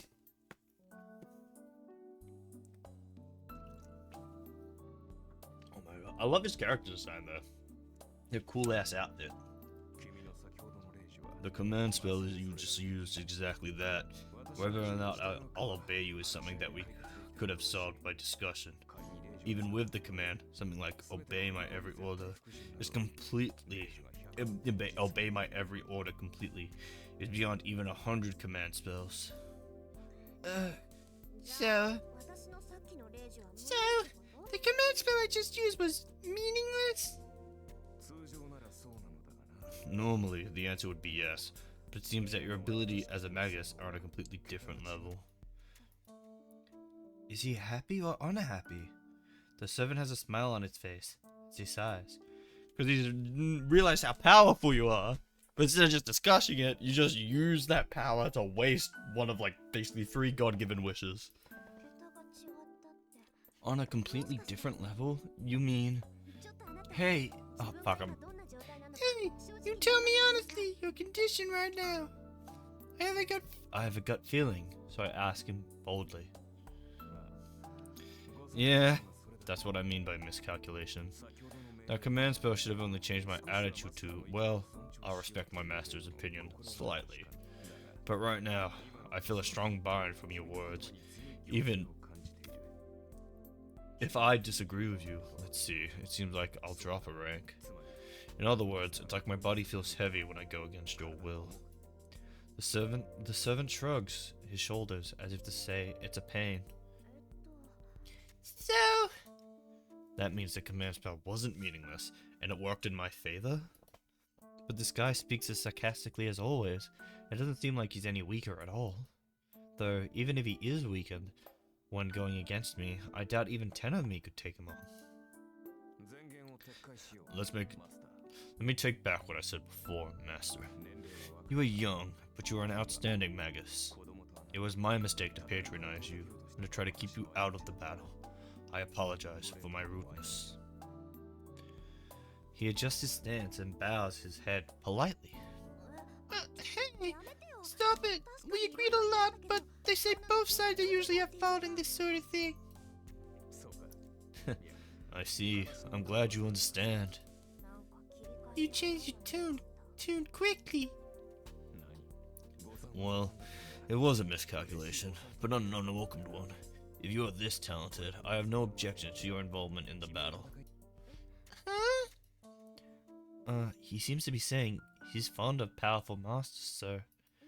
So, you accept me as master, even without the command spell? Of course. I wasn't clear back then as I was just summoned, but we are completely connected now. If you're really a magus, you should be able to feel the connection from the contract. Contract? Now that he mentions it, my body does feel strange. It feels like the nerves, once closed within me, are now pointing outwards. And on top of that, part of my magical energy is flowing into the man in front of me. I see. Servants are called by the Holy Grail, but what keeps him in this world is... Right. The power of the master. Servants stay in this world by receiving magical energy from their masters. The magical energy you're supplying is sufficient. There might be problems with your experience, but your ability is outstanding. A normal magus would pass out after summoning a servant, but you're still full of energy. The command spell earlier, and this amount of magical energy, you're definitely a first-class master. Praising me right now won't do you any good, you jerk! A bit embarrassed, I avert my gaze. I wasn't really expecting this. I'm forcing him to obey with the command spell, but for a servant, a being superior to humans, to honestly accept that I am his master. So, which servant are you? I collect myself, and finally get to the point. You can't tell from my appearance? Excellent. No, I was just mistaken before. This guy is certainly making fun of me. Alright, this is a question from your master. You're not Saber, are you? I'm sorry, but I don't have a sword. As I suspected. This is natural though. I mistook the time. The summoning circle didn't work, and I even summoned the servant to the wrong place. I was all too clumsy to call Saber the stronger servant. What a blunder. Using that many jewels and not calling Saber is too appalling to his face. Well, I'm sorry I'm not Saber. Huh? Oh well, it was a big mistake and I regret it, but it's my fault, so... Yeah, Archer isn't too flashy, I know. Oh, he's an archer? Alright, I'll make you regret your abuse later on. I won't accept any apologies when the time comes. Huh? This is unexpected. The unknown servant seemed disappointed by my fixation on Saber. What? Did I get on your nerves? Archer? Ah, this was set up from the beginning with the archery club and stuff like that. Yeah, you did keep your eyes open, as I will definitely show you how lucky you are. Archer protests with narrow eyes. The air he carries is offensive, but his behavior seems childlike and pure. You know, he might be a pretty good guy. Alright, then be sure you make me regret it later on, Archer. If you do, I'll honestly apologize. Yeah, don't you forget it, Master. Now, know how great the one you summoned is, and be grateful. Though, even if you do apologize then, probably won't be satisfied. Archer grins again. Huh, maybe he does have a twisted personality after all. Well, fine. Leaving that aside, which heroic spirit are you? Archer doesn't answer. His sarcastic tone disappears, and he frowns seriously.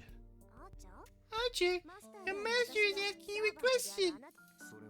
That's a secret. Huh? I can't answer the question of who I am because... Hold on, if it's for a stupid reason, I'll be pissed. It's...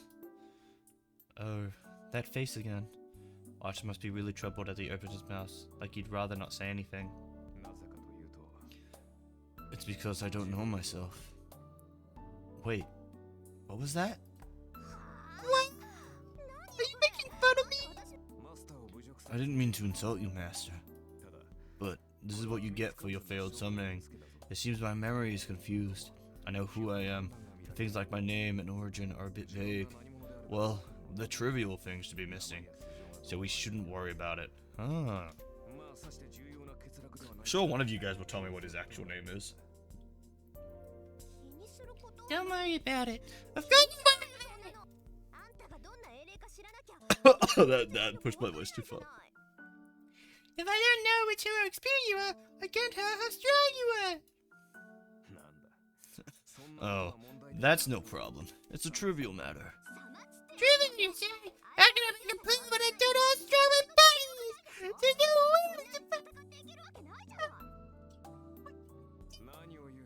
way. What are you saying? I'm the servant you summoned. Naturally, I'm the strongest. Straightforwardly, the knight in red looks at me with absolute confidence and trust. What? My thoughts freeze. There's no dishonesty in Archer's words. He thinks more highly of my power than I do, even though we've only just met. My face is burning. Geez, I'm definitely blushing. Why am I so weak against unexpected things? Well, fine. If I'll make no difference and no one will know your true identity. That you say that to fool your enemy, you must fool your allies first. I say this to hide my embarrassment, looking away from Archer. Well, I can find out later how good a servant he is. But now, I have a higher priority. I shall not question you about your true identity for now. So, Archer, here's your first task. Already? You're aggressive. So, who's our enemy? As he's asking, I throw a dustpan and broom in front of... Oh. Poor guy. Huh? Clean the room downstairs, please. Your maid man shall be responsible and clean that place up.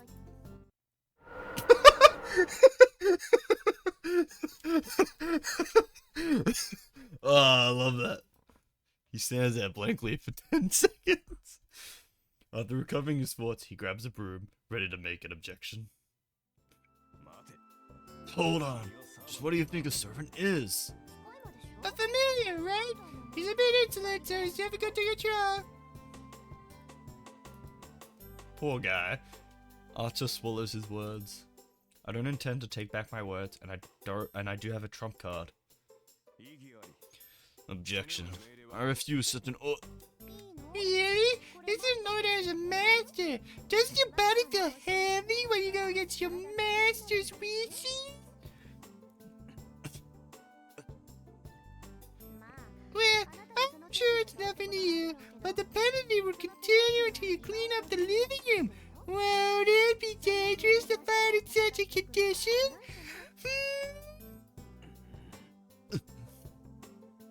He groans for a few seconds, clenching the broom. The servant in the red coat, Archer, closes his eyes in dismay. Understood. Damn you, master. Damn you. He acknowledged my request gracefully.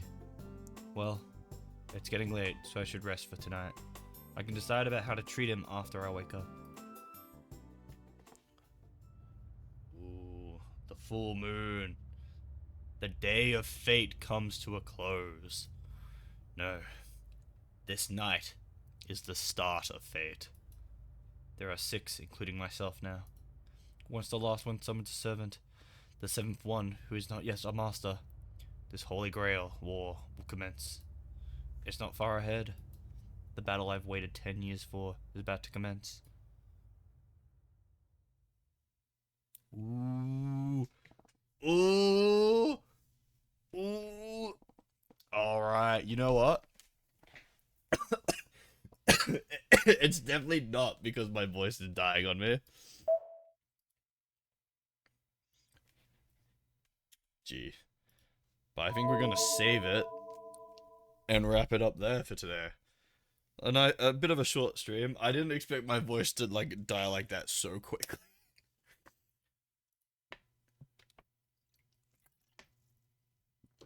This is still the prologue? Alright, wait, okay, we'll keep going then. Wait, how much longer till we're out of the prologue?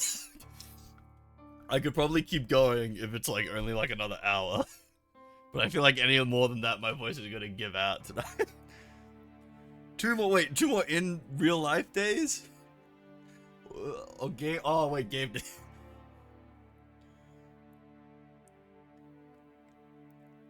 Oh my god. One Bible verse. Okay. Alright, we'll keep going for a bit then. Oh shit. The Holy Grail War. This is a great ritual which has been practiced for hundreds of years. If one enters we're still in the prologue, holy shit. If one enters the ritual, one must eliminate the other 6, as it is a battle for one's life. It is said that the Holy Grail is in the land of Fuyuki, and that many Magi have fought each other here in the past. They had only one purpose: to obtain the noble phantasm called the Holy Grail. But the origin of the Holy Grail is unknown. It's certain that it never received the blood of God, but its power matches that of the one in the legend. Yes, it is said that the Holy Grail can grant any wish. Only one has the right to possess it. The Holy Grail can only grant one wish for one person. But 7 Magi are needed to summon the Holy Grail in this land. 1 miracle, 7 collaborators. Well, the point is, it's only a matter of time before a fight broke out over the Holy Grail. It began like an ordinary fight over resources. The 7 Magi used the power of the Holy Grail equally to each summon a familiar, a servant, to battle the other Magi. Only one Magus will obtain the Holy Grail, and so each of them treated the other 6, once allies, now as enemies, and a gruesome fight began. This is a ritual called the Holy Grail War, a competition between Magi for the Holy Grail. The Magi chosen by the Holy Grail are called Masters, and each Master receives a powerful familiar called a Servant by the grace of the Holy Grail.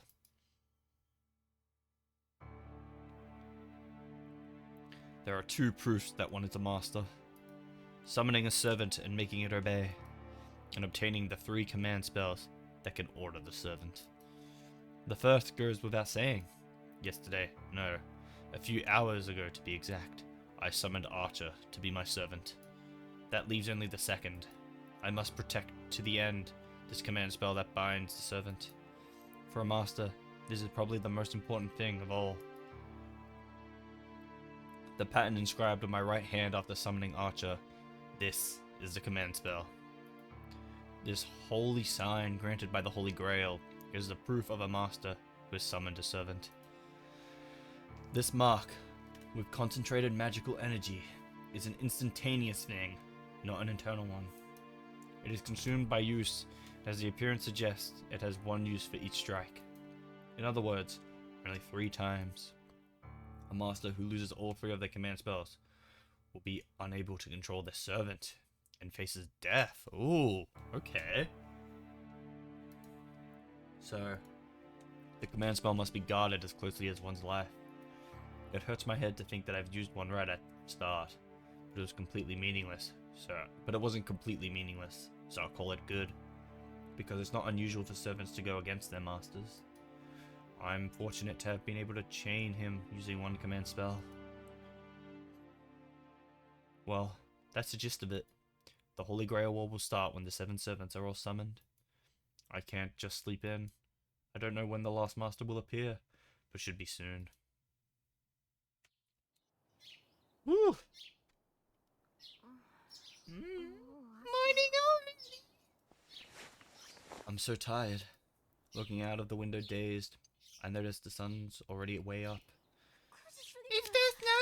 I don't think it's a question of being late anymore. Glancing at the clock, I confirm it to myself that I'll be skipping school today. My body's so heavy. I feel like it's taking over half my body. I sit up in bed and take a deep breath. I'm not tired just because I'm not a morning person. Like I just said, a Master who has just summoned the servant cannot function satisfactorily. That's right. I summoned Archer, not Saber. I can remember clearly. Well, it's not something that I want to remember, but even if I don't like it, there's no second chance. About a day until my magical energy returns, huh? Then I guess today would just be a test drive. I slowly climb out of bed. I fight a bit against the seasonable warm air, and my desire to stay wrapped up in my blanket. I knock out the desire to go back to sleep in the 3rd second of the match, and check myself in the mirror. Nothing obviously wrong, except for the fact that I have only about half the usual magical energy in my body. Everything's up to par. Well, there shouldn't be any problems. For now, I want to check the situation. The servant I summoned is Archer. He's a rude guy with no manners to spare for his summoner and master. And on top of that, he doesn't know who he is. Oh, I'm getting a headache already. I'll have to live without his noble phantasm until his memory returns. Well, there's no way he can use it if he doesn't remember it. Servants are powerful familiars with on their own. What makes them the most powerful is the fact that they all have one powerful secret move. The problem is, Archer says he can't remember what it is.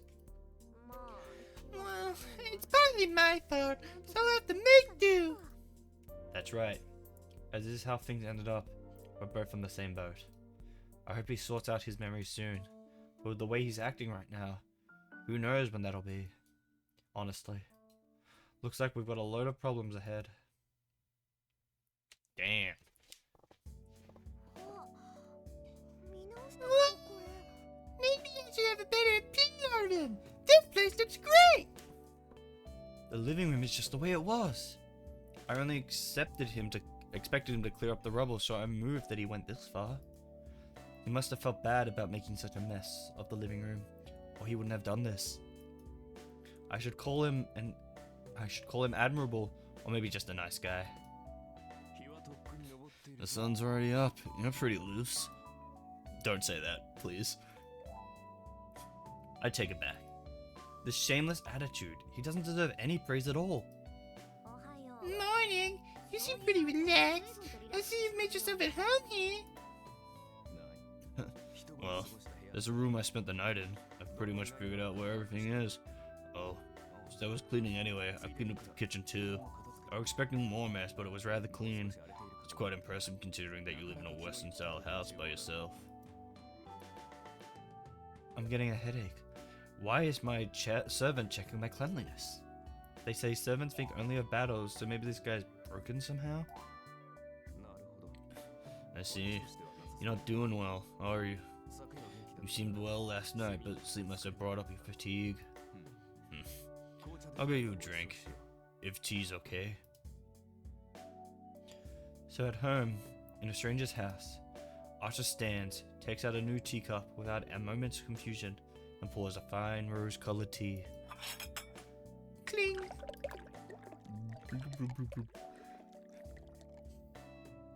There are all sorts of things I want to say, but I surprisingly don't feel like interrupting him. Every aspect of his motion is refined, and you could even say he's being considerate. Oh well, it is true that I'm tired, so I guess I'll have a drink. Slurp. I take a seat. He hands me the teacup silently, and I take a sip. Oh, it's good. Of course, it's an exotic Chinese tea. It's the best part of my favorite leaf. So I'd get mad if it tasted bad. In fact, I get mad when someone uses one of my favorites without permission. Yes, I would get mad, but when it's brewed so wonderfully, I'm too happy to complain. Hold on, what are you laughing about? Well, I was gonna ask what you thought of it, but when you make a face like that, there's no point in asking. I slam the cup down onto the table. Don't waste it. Just enjoy it while it's hot. If I'm distracting you, I'll go. Thanks, but no thanks. I didn't become a master just so someone could brew me tea. Besides, there's no need for you to do things without orders. I see. Certainly, I did not form a contract with you to brew tea or clean up after you. If that's how you want it, I'll be careful from now on. Right. What I need is a powerful familiar, and you're too weak. I've never heard of a servant who does things around the house, and I've no need for one either. You need to kick ass. What do you mean? No need. Nothing. Interpret it however you want. More importantly, Do you remember who you are now? Archer shakes his head. Just as I thought. It's bad. If you can't remember it after one night, it's not going to come back easily. Even if we test various things today, this is still... Alright, I'll work out what to do about your memory. Well, get ready, Archer. Since you were just summoned, you don't know your way around yet, right? I'll show you all we can. We'll go to my favorite boba place. Get ready. There's no need. If you want to go, we can go right now. Yeah, you're gonna walk around in that? It hardly looks normal. And besides, other masters would be able to tell you're a servant right away. I don't intend to go announcing to everyone that I'm a master now. Oh, so that's what you meant. It's not a problem. Certainly I will need to change, but only when I take form. Servants are spirits, after all. We become spirits when we're not in battle to reduce the burden of our masters.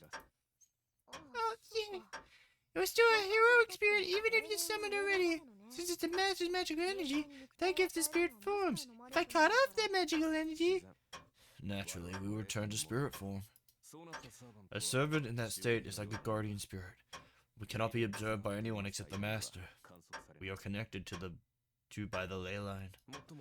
We can still talk though, so it's no problem for going scouting. What? That's really convenient. In that case, it must be hard to search for other masters. Yes, but Magi can sense other Magi, right? In the same way servants can sense other servants. If a servant knows powerful magic, they'd be able to sense servants even from a distance. Just as Archer says, a master is usually a great magus. A magus with strong magical energy is sensitive to other magical energy. But as far as I know, no one in this town has magical energy that strong. So what about you? Can you tell where the other servants are? Master, have you forgotten my class? Sensing distant enemies isn't a job for a knight. Wait, I thought he was an archer! Well, I guess not. Archer's magical energy isn't that strong. I expect only the servant caster would have enough magical energy to locate enemies from a distance. Alright, then follow me, Archie. I'll show you the world you've been summoned into. I don't think it'll be that new for me. But Master, aren't you forgetting something important? What do you mean by something important? Jeez, you're really not up to par yet. We have yet to exchange the most important part of our contract. The most important exchange? Equivalent exchange? Full Metal Alchemist Brotherhood. On at 7 p.m. only on Cartoon Network. No, fundamentally, the reward for the servant is to participate in the Holy Grail. There shouldn't be any more exchanges necessary. You're really not a morning person, are you? Archer says in surprise. Listening to his sarcastic comment, I realized something. Come to think of it, he hasn't addressed me by my name yet. Names! I guess you realized. Well, it's not too late. So, Master, what is your name? How should I address you from now on? Archer asks sulkily. Damn it. He is a good person. Yes, there's no mistake. After all, there's no meaning to exchanging names. Servant and master have a relationship forced upon them by the command spell. For a contract with a normal familiar, the exchange of names has a great deal of meaning, but no such bond is needed between the master and the servant. But still, Archer calls it important. It's a proof of that trust that we shall be fighting alongside each other, even without the command spell. I'm Tosaka-Rin. You can call me whatever you like. I like the name Bitch. No, don't call me Bitch. Just call me, whatever. I answer bluntly, unable to be true to my feelings. Well, actually, it'd be probably easier for me to be addressed in a reserved manner like you or Master, and he'd probably call me that. I like Archer. I like him so far. Like, I only met him a little while ago, but he's grown on me very quickly. But that said, Archer mutters my name to himself. I shall call you Rin. Yes, that name suits you well. He says something outrageous. Rin, what's wrong? You don't look normal. Let's just go. We don't even relax. We gotta stop killing motherfuckers soon. I turn away and start walking. I'm vexed. I don't know why, but I am. Did Archer say that just to make me feel this way? It's possible. He'll certainly do that sort of thing. Yes, that must be it. So my face getting hot and my heart pounding, they're all part of his plan. Oh, damn. She has a crush. Be careful, Rin. You're going to have to work with this crooked guy from now on. Oh my god, it's still... Ah! Damn, this prologue is so long. I go out with Archer. The city we live in, Fuyuki City, can be basically divided into two towns. Here, pardon me. Here, the place with old houses and traditional buildings, is Miyama City. On the other side of the river is Shinto, where modern development is happening. My house is in the older section, Miyama City. Miyama City is broadly separated into two sections as well. This is one of the sections, the Western style houses, where immigrants from foreign countries live. And on the other side is the area of old Japanese style houses, with a mountain behind it. Both sections are on top of hills, so you could say both are suburbs. The houses in between these two sections are relatively ordinary. As a demonstration. Ooh, this music. They're this ordinary. This is the crossroad of Miyama City and the hill leading up to the Western style houses, like mine. On the opposite side, a hill leads up to the Japanese style houses. A bridge leads to the neighboring town of Shinto, and the other way leads to the school, shopping district, and even Ryudo Temple up on the mountain.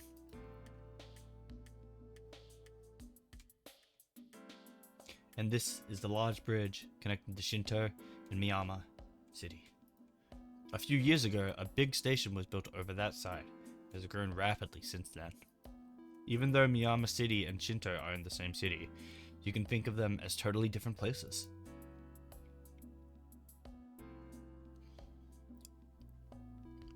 The city's name, Fuyuki, or Winter Tree, superbly comes from the fact that winters are long here. Thinking about it, this place certainly has a long winter. In contrast though, it's quite warm here, and February here is about as warm as December everywhere else. I bet a few hot springs would turn up if you went digging around. Then again, this half-hearted cold would make the city a poor hot springs resort. Fuyuki City has a friendly winter and a strange climate that enters spring in April with no changes.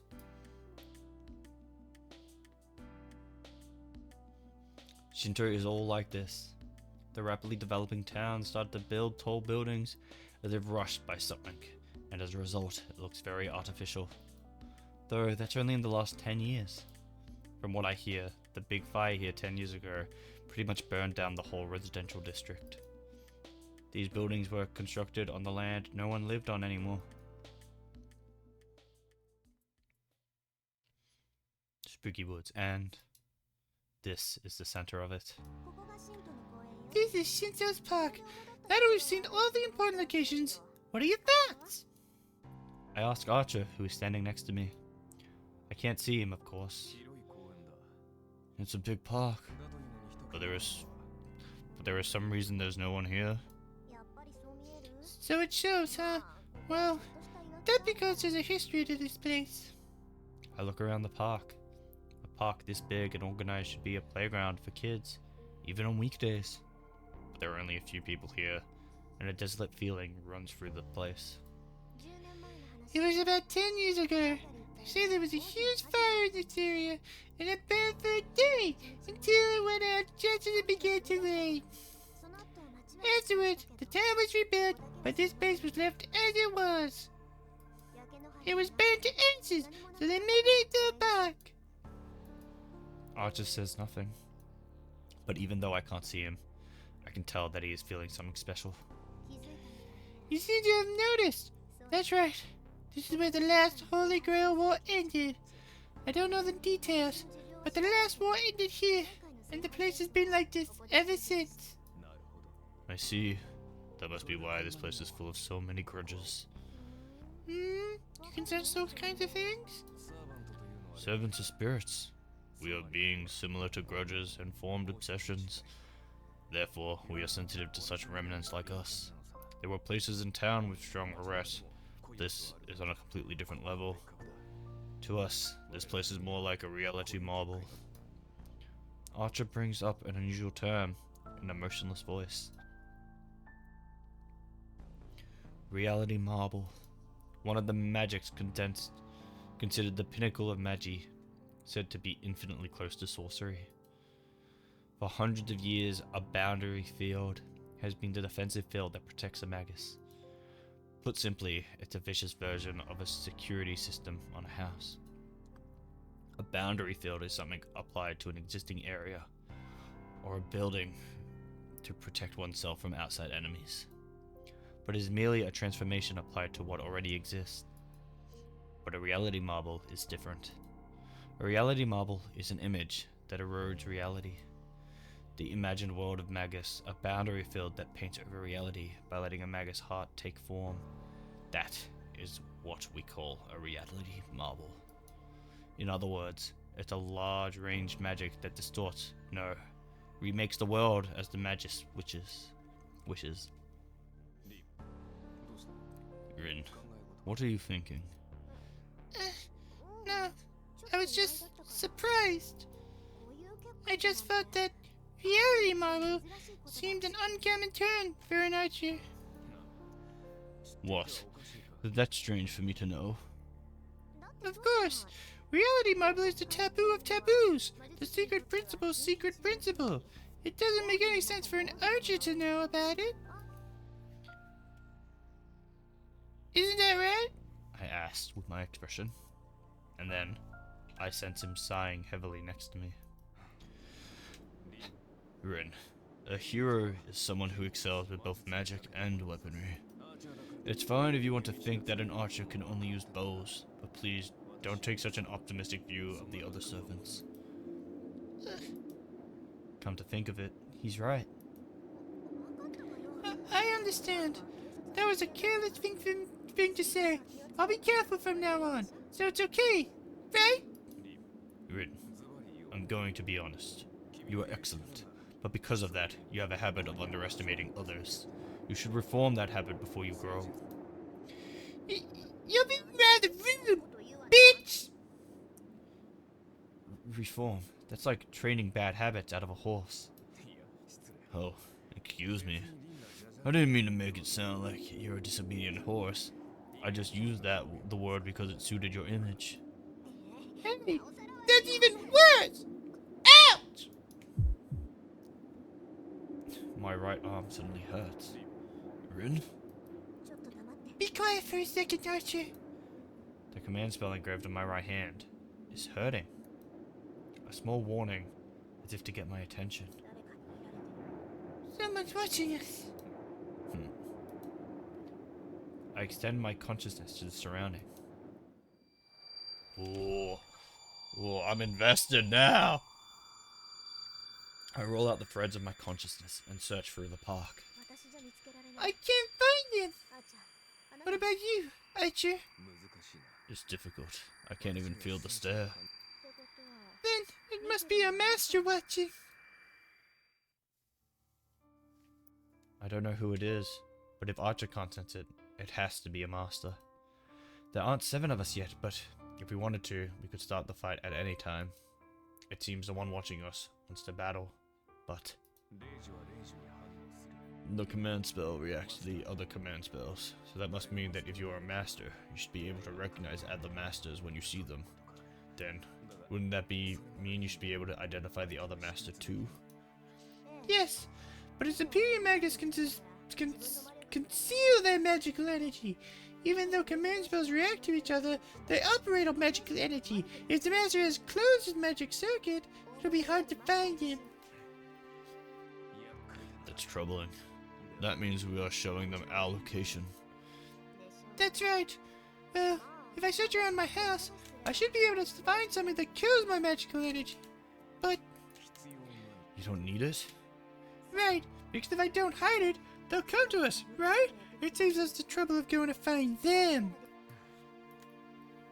Archer takes a deep breath and goes quiet as if he's shocked. What? You want to say I shouldn't be overconfident? I ask, remembering our previous conversation. But Archer just says, "That's impossible. You're strongest like this. Yeah, you can't let those weaklings follow us about," he says, trying to hold back his laughter.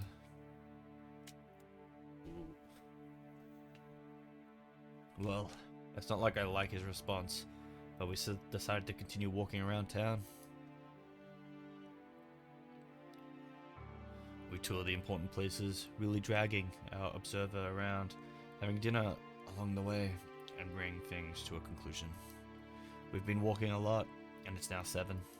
At this time of the night, our destination should give us the best view. Whoa, we're in the sky! We're like a bird! A strong wind, the tallest building in Shinto. The view from the rooftop of this building is a fitting end for this day. What do you think? It's creepy.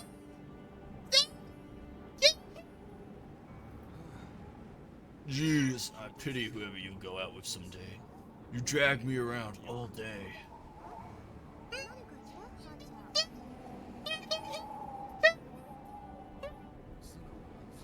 Just an honest opinion. Oh, this is certainly a nice place. If we had come here to begin with, we would have had to walk around like we have been. What are you talking about? It's so dusty. But all it's over here is you the town. You have to go to places themselves to know the line. That's not true. My class is an archer for nothing. You can't be an archer unless you have good eyesight. Is that so? So you can see my house from here? No, I can't see the neighboring town from here at most. I can see as far as the bridge. At that range, I can count the number of tiles. No way! The tiles on the bridge? That's not just good. His eyesight could match the telescope you find on these roofs. I'm surprised. You really are, Archer. Rin, I don't like to think so. Are you making fun of me? Of course not. I just misunderstood because even though you're called Archer, you don't seem like one. That's troubling. That's a troubling claim. I shall question you further on this matter when we get home. It seems like Archer has taken a liking to the view as he falls silent. She's probably working out the town's layout. I can't interrupt while he's surveying the battlefield. I leave Archer's side and move to the edge of the building. All I can see with my eyesight is the lights below this building. Like the headlights of the cars in the streets and the people going home after work. I can tell what kinds of cars. I can't tell what kinds of cars or what kinds of people they are. I can see them, but still not see them. Oh, fuck, that's a good line. Just like noticing someone is watching me before, but not being able to see the watcher. At the very least, there's one person that is based in Shinto. I strain my eyes and stare below me. There are 7 masters in all.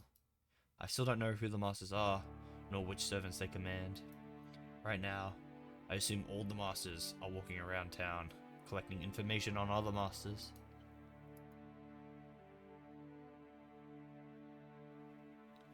Suddenly, I feel someone's eyes on me. Hiya, Crashy. Welcome to the stream. How are you? There's no reaction from my command spell. I just feel someone's eyes on me. From below? I look down. There are many people walking around on the road. Among them is a person. One person is looking up at me, as if looking up at the moon. I can't tell for sure who it is.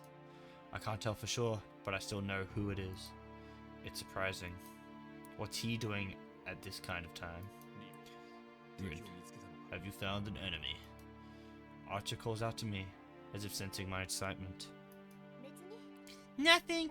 I just saw someone I knew. Just an ordinary person. Nothing to do with us. I answer, unable to hide my irritation, and leave the place where I was standing. There's no way he could have seen me from the ground. He must have been looking up at the building by coincidence. So, it doesn't mean I was noticed. But still, I'm angry that I let him see me acting as a magus. Whew! By the time we get back to Miyama City, it's already past 9 o'clock. Unlike Shinto, Miyama City is an old residential district. No one looks around after 9, and the town grows as silent as midnight. So that's pretty much it. Do you have a good idea of the town? Yeah, I get it.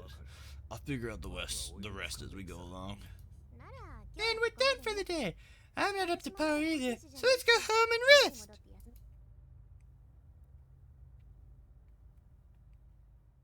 We climb the road up the gentle hill, and there's someone walking in front of us.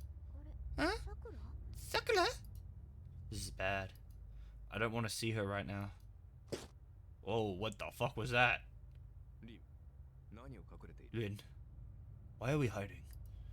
Shut up! That person is someone I know.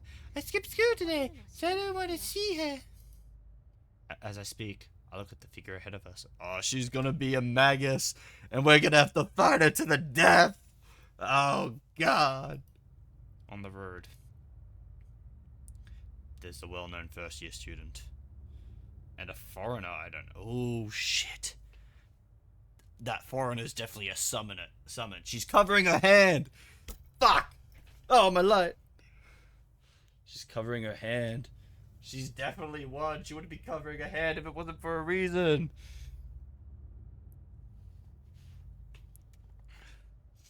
Oh, God. Yeah, we're still in the prologue. After nearly 3 hours.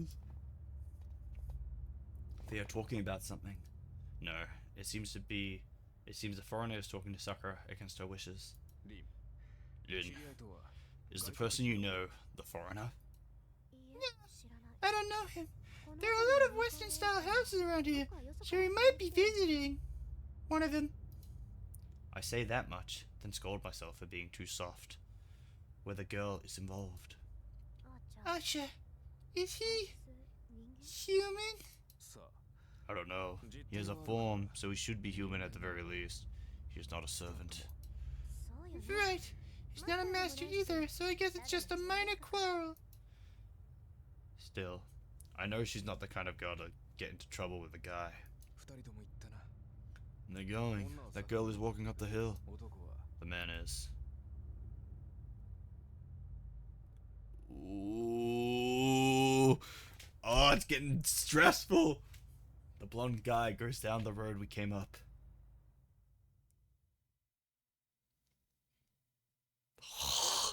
I was waiting for something to happen there. I reckon Sakura is a summoner. She is a magus. She has the summoning spell. She was covering her hand. She definitely has the mark there as well. And then the foreign guy might be another summoner. And they're like on a team. They're teaming up to get to the final 2. And then they're gonna fight each other or something like that. Oh my god. I feel it. I feel it in my bones. Well then, you can use this place. I'm gonna bet unless you have any questions first. Like how I get so fucking hot. I don't have any important questions. Your decision not to rush into a battle is the correct one. You should use tonight to recover your magical energy. He's so polite. I like Archer. If my decision... am I gonna like all of them? Because I feel like... There's obviously multiple endings to this, right? I feel like I'm gonna end up liking almost every character. And I'm gonna be like in this really hard decision of like who I want to see make it to the end. Yes, I will see 4 of them. Please make me cheat about me. Fuck. Fatigue hits me hard once again. I walk into my room. Oh yeah, I have to contact you before I go to bed. That annoying priest. He'll already be getting ready to call in the substitute magus. I don't really care about that, but he is my guardian, so I should at least do the right thing. Phone! I dial the number, and soon the fake priest picks up. Kitty, it's me. I formed the contract with my servant just yesterday, so register me officially as a master. Thank you. My Thank you. It's killing me doing the voice, but I appreciate the recognition. Oh, thank you. It's like, that's like the best voice I can do. That the voice you're hearing, it's my impression of Hinata in Naruto. Like that. That's what it is. I'm just using that impress.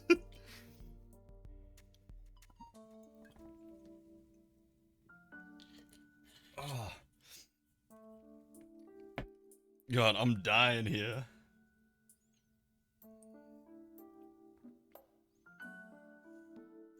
Oh. A brief silence. Curious silence has enough pressure to stress you out, even over the phone. Understood. Now what? You should come and see me at least. I have something to give you that I have received from your parents. They said to give it to you only if you become a master, before you become an adult. Oh, you mean Father's wheel? I've already decided that. I got the item, so it's fine. I've come and see you if I feel like it. Goodbye. Wait, Rin, if you're a master now... I'll hang up the phone.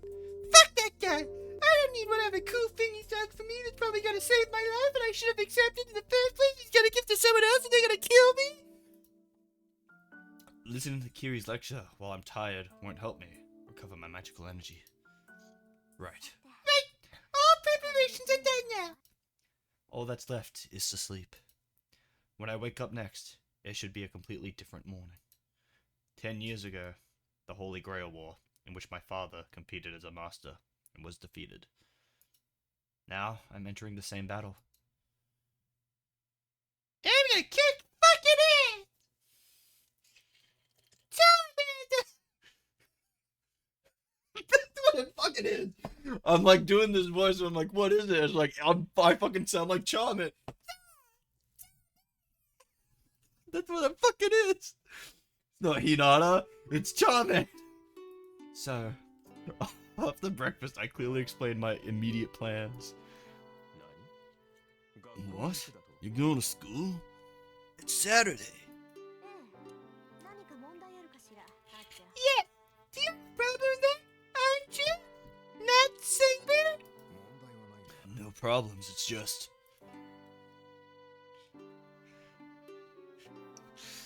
Archer hesitates, but does not object.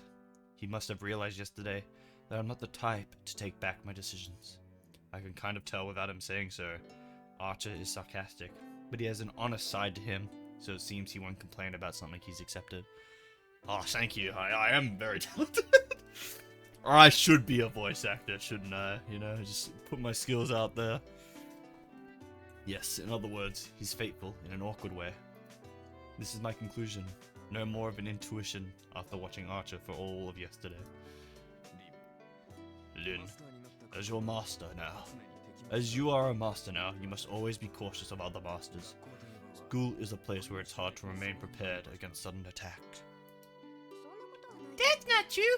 Look, Archer, even though I am a master now, I don't change my lifestyle. Besides, a battle between masters is something that should be done out of public view.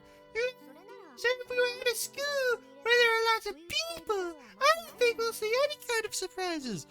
It's not like the last war burnt down the whole fucking town. I don't... I'm starting to forget what I actually sound like. God, I'm gonna wake up in the morning having lost my voice, and then it's gonna recover and I'm gonna sound so manly. I see. If that's what you decided, I can only obey. But I can guard you in a spirit form, right? You don't intend for me to stay here while you go to school. Of course not. Archer strict at school, but I want you by my side whenever you go outside. It is the servant's role to protect the master, so I'm telling you. Is that actually... Oh no. How much has it been cutting out? Let me lower my mic then.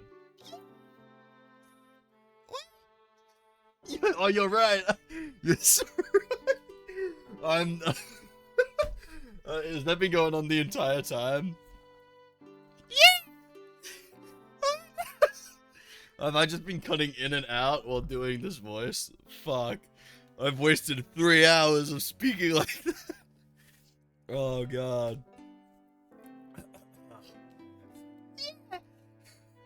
Ah, no. Oh shit. Oh well. Alright, I'll have to keep an eye on that then. Oh, this is terrible. I'm relieved to hear that. It's the duty of a knight to answer trust placed. It's the duty of a knight to answer trust placed on us. I shall do my best to meet your expectations. But Rin, just hypothetically, what would you do if there was an enemy in that safe place? What are you suggesting? There might be a master at the school? That's right. It's certainly hard for anyone who isn't a teacher or a student to get in. But wouldn't it be a problem if someone already there is a master? I don't think that's possible in this town. There's only one family of Magi, other than the Tosaka.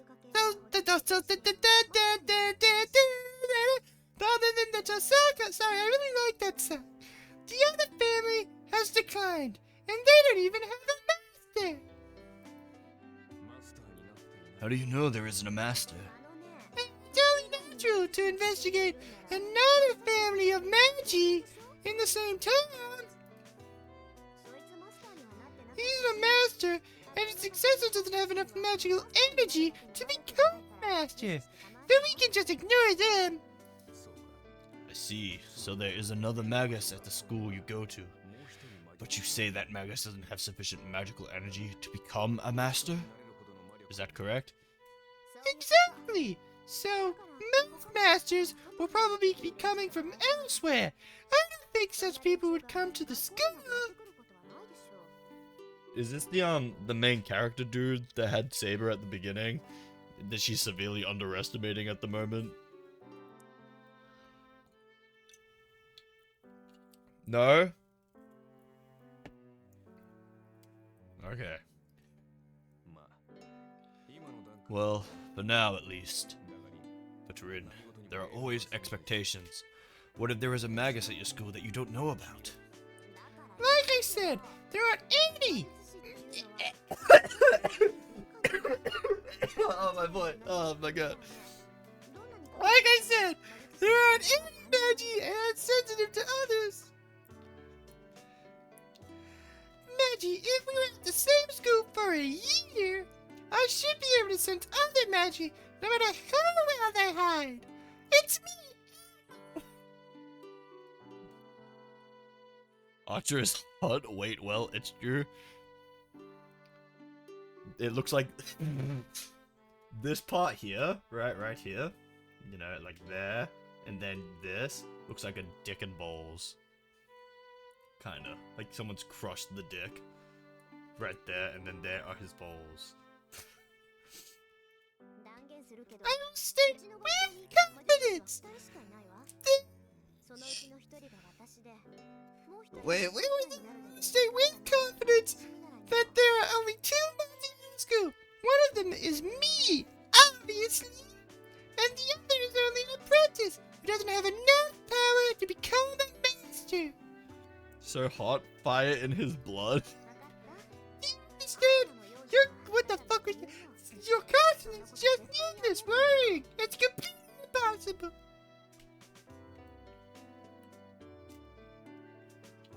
Oh, I'm dying here. Why did I commit to this voice? I could have just done a simple voice like this. Oh, so elegant. But now it'll be like this. That's why this is only a hypothetical scenario. There's always another side to things. It's only natural for unexpected things to occur. I'm saying that when it does happen, do not blame me. Archer smiles, dryly. Just that action makes me want to take it out on him. But if I did, I'd be late for school. And education is so important. Stay in school, kids. That won't happen. A hypothetical is a hypothetical. Because it won't happen. If it does, it just means... It's too sad. I think I'm getting a cold or something. Don't worry about it. Alright. What the fuck? Is that my hair or is that just a spider? Alright, I'll remember that. Let's go then, Lin. It should take 30 minutes to get to school, so we won't make it unless we leave soon. You guys are just thirsty for Archer. I'm surprised. Hypotheticals do happen. Yes, I'm surprised as well. Well, it pays to argue over everything. It had an unexpected payoff. As soon as we pass the school's main gate, we jerk around like that. Oh. Around us are students heading to classrooms, and it's almost time for homeroom. In the crowd of people rushing into school buildings, we stand dumbfounded. This isn't just the air stagnating. Isn't there a boundary field set up already? What? Oh. It's not complete, but the preparations seem to have already started. If he's doing this so openly, he must be a real big shot. Or a complete amateur? A boundary field that lets others notice the abnormalities? It's only third class. To be first class, it has to be hidden until it's activated. So, which do you think it is, Lin? Who knows? I don't care if he's third or first class. I'm just going to beat the shit out of him for setting up such an indecent thing in my territory. I peed all over this place and marked it as my own, just like the wolves. I walk angrily through the schoolyard. As a magus, I'm not about to mince words, but I can't be satisfied until I properly punish the creator of this field.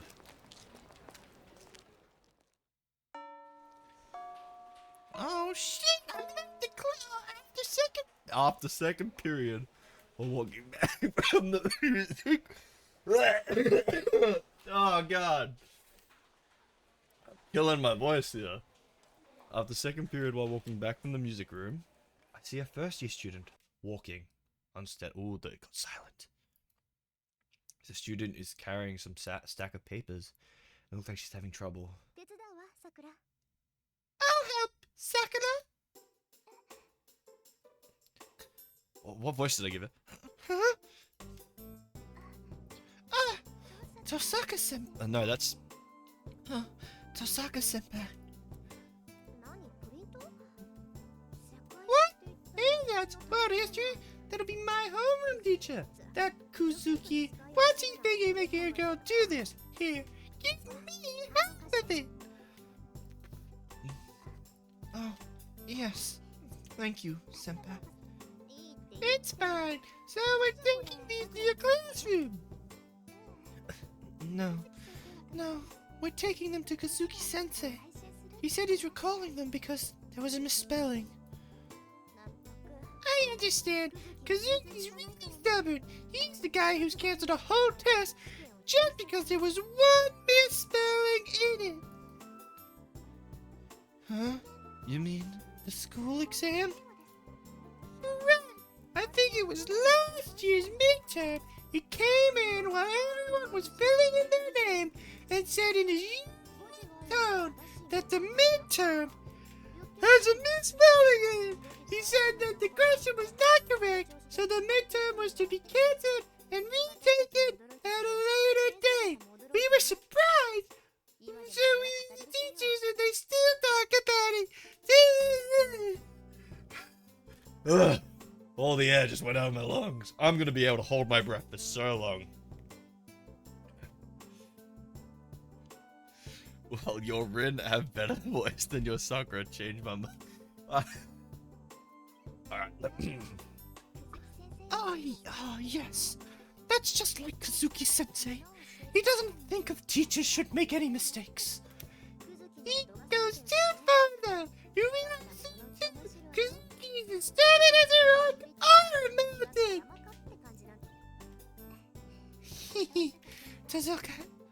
Tosaka-senpai, you must like Kazuki-sensei. It's rare for you to talk about someone like that.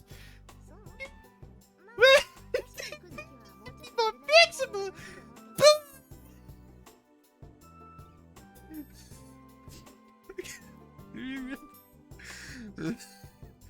Are you that surprised? I said I'd read it and I'm reading it. I think that, but I also think he's not bad this way.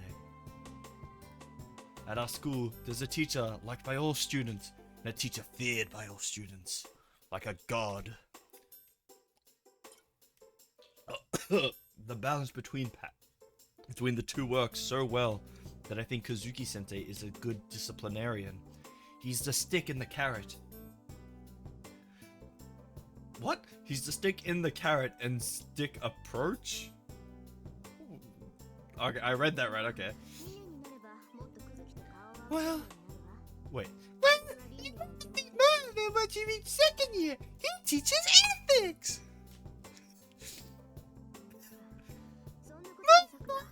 Sakura, is it alright if I ask you something?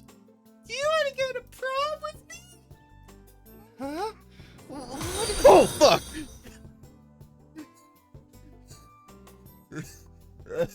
Thank you for following. Oh, shit. Thank you guys for following. It scared the shit out of me. Oh, fuck. Fuck. Oh, God.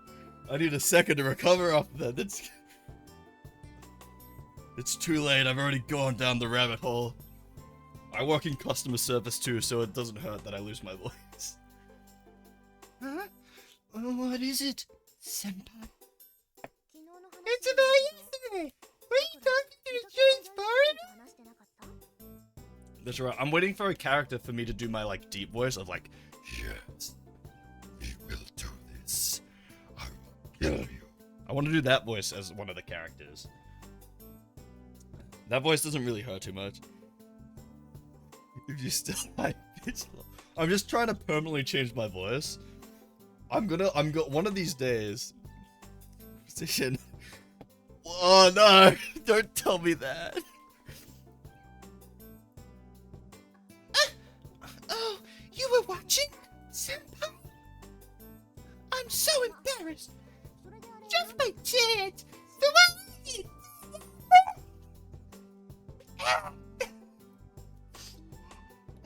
No. Well, he was a strange person and he seemed to be lost. He asked me lots of things, but I couldn't make out what he was saying. So, So she ran away. I see. Sorry, I'm just a bit curious. No, it's alright. Here is fine, senpai. I only have to hand these to him now. Okay, see you later. Why is everyone a fucking ninja in this place? I pass the handouts back to Sakura. As I start to head back to my classroom, I pause. Sakura, how are things? Yes. It's okay. I'm doing fine. I see. Well, if she does something again, tell me. He doesn't know when to stop, so it'll only get worse if you don't say anything. I'll fucking kill him. You're a hot piece of shit. Yeah, what's that noise? Oh, it's my cat. Maybe I should try drinking the alcohol. It's probably not helping. It's fine. You don't need to worry, senpai. Nisan has been kind recently. She says that with such a smile, I can't say anything else. I bid her goodbye once more and turn my back on the familiar junior. Oh. Man, I wish my school days went this quickly. Have one conversation, it's over. The day ends. Students leave the classroom, and the building gets darker by the second. The sun will set soon.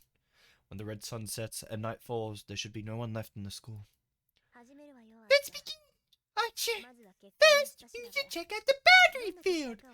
Once we figure out what kind of boundary field it is, we'll decide whether to eliminate it or leave it. It could be useful. I address my invisible partner. Archer must understand as I sense him nodding. A boundary field is something that protects its caster. You could call it a geographical magic, in which one knits a line of magic across a land to change the interior. Infinite different effects are possible within a boundary field. There are all sorts of boundary field. I feel like that's meant to have an S there. From ones that conceal the area from people's eyes, to ones that limit the use of magic within them.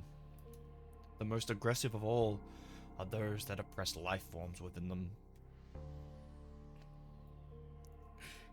This isn't even the boundary field laid out over our school is of that kind. It is not yet complete, but once it is, everyone in the school should fall unconscious. But something like this won't affect me. After all, a boundary field is something targeted not at me, but at a place I am in.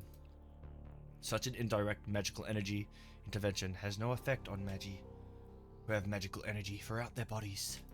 A weak current floating through the air will only be repelled by a strong current like myself.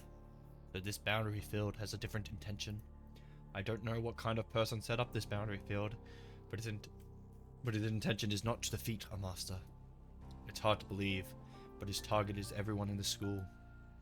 There's only one reason to do something like this. Unbelievably, this guy is. You know what's weird?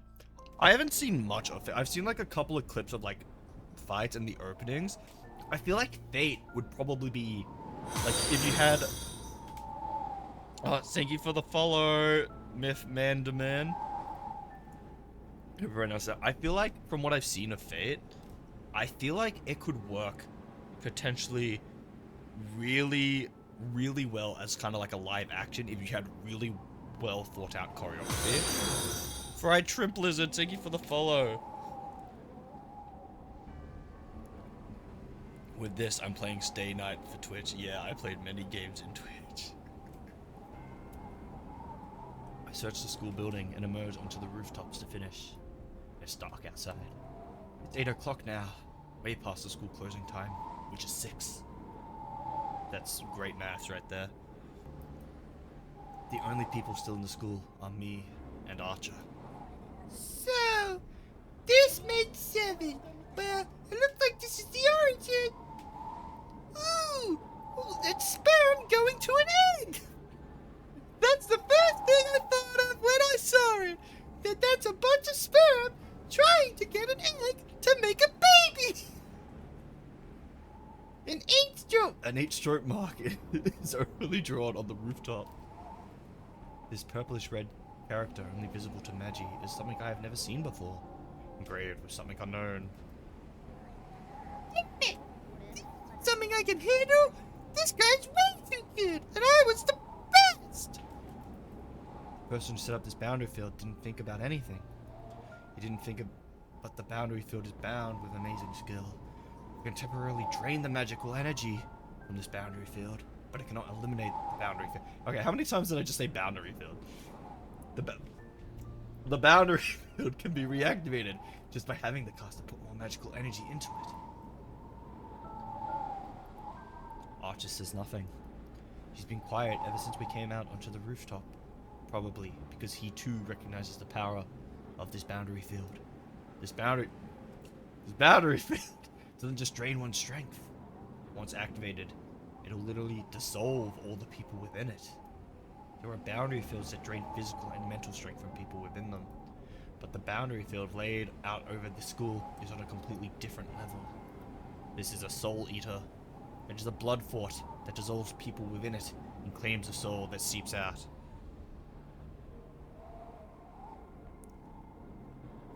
You win like this.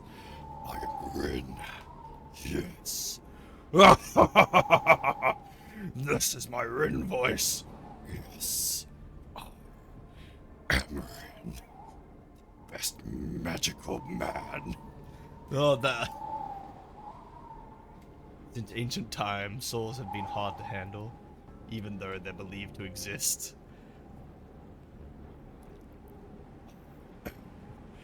Batman! Yeah. Souls are only things to be investigated. I can do a Venom voice. Yes. Souls are only things to be investigated or things to be moved into containers.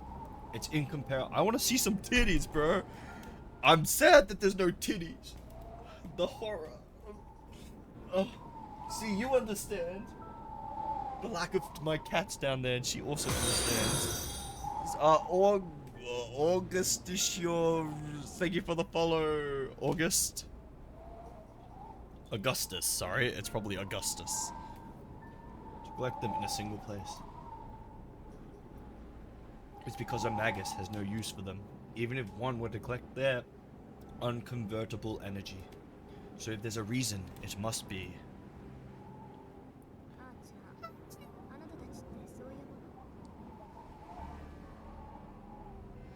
I was trying to work it out. I've been reading for so long, words are just letters to me now. English makes no sense. Archer, are you servants this kind of creature? I ask coldly. It is as you suspect. I told you we were basically spirits. Therefore, our meals consist of souls and mental constituents. As your oh my god. Fuck. I knew I should have paid attention in English. As you subsist on meat, we subsist on souls and minds. Our basic abilities do not change from such nourishment, but we do become tougher. In other words, our magical energy capacity increases. Yes. To strengthen your servant, you must attack people indiscriminately. So, the magical energy the master provides isn't enough? Am I? Oh, shit. It's not that, but it doesn't hurt to have more in a war. If you lack strength, you make up for it with supplies, right? It's a basic tactic for a master to steal energy from the people around them. In that regard, this boundary field is very efficient. Archer's saying that if I want to win, I should kill. It's very dusty up. It's very... Archer's saying that if I want to win, I should kill people and steal their strength. Sorry about that, everyone. How simple. I already knew that. That's why I think I know which path I'm going to choose.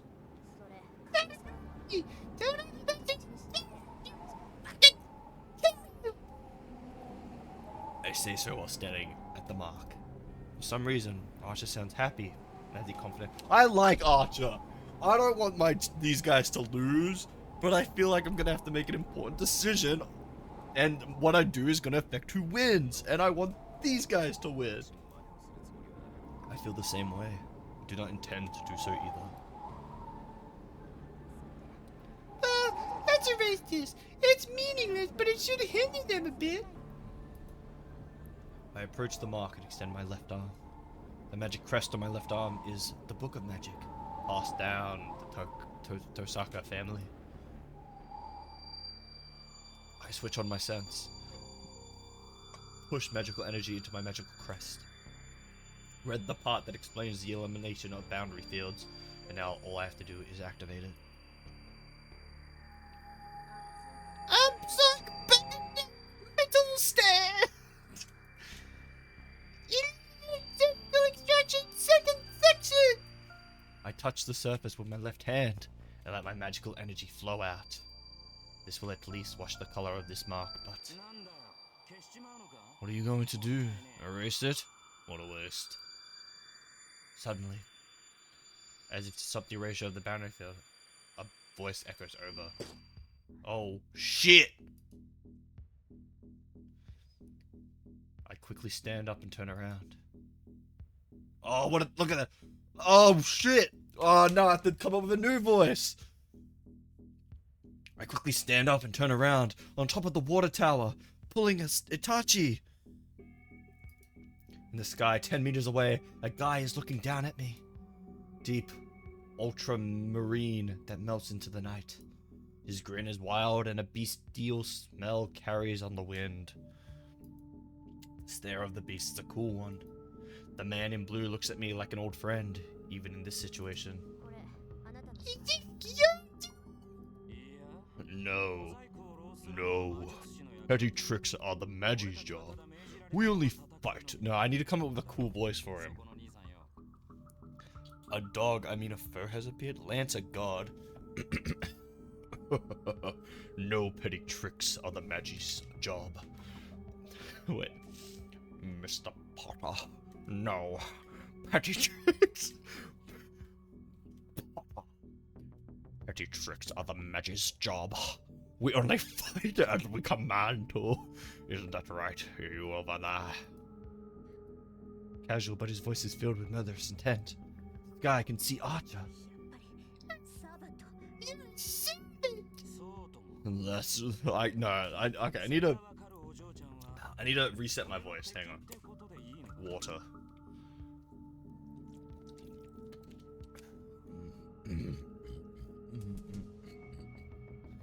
That's right. Since you can tell, I can consider you as my enemy, right? My spine freezes, a normal light tone of voice, and it's colder than anything I've ever heard.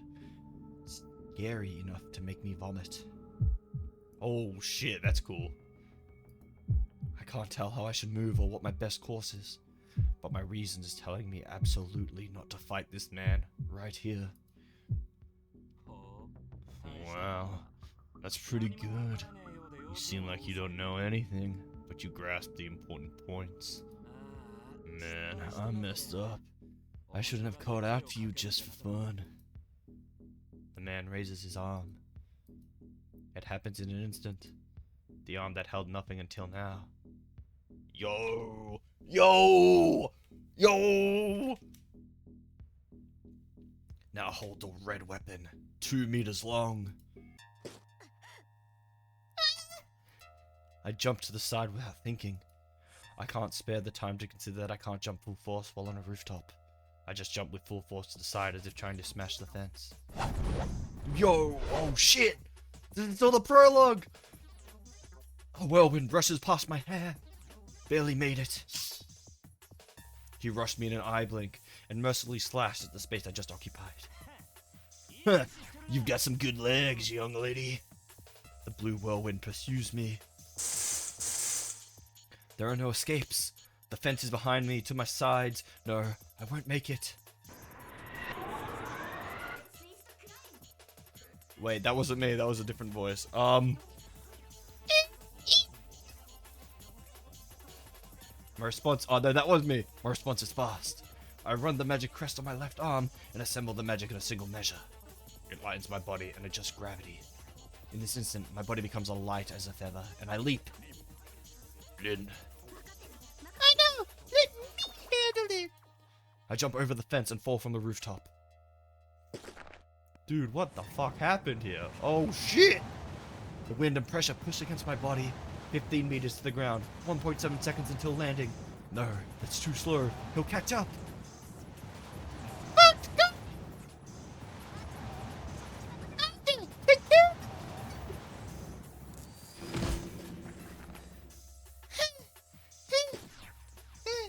I let Archer take the impact of the landing and start to run as soon as my feet touch the ground. First, I have to change the location. We have to go somewhere we can move around freely. On a small place like a rooftop.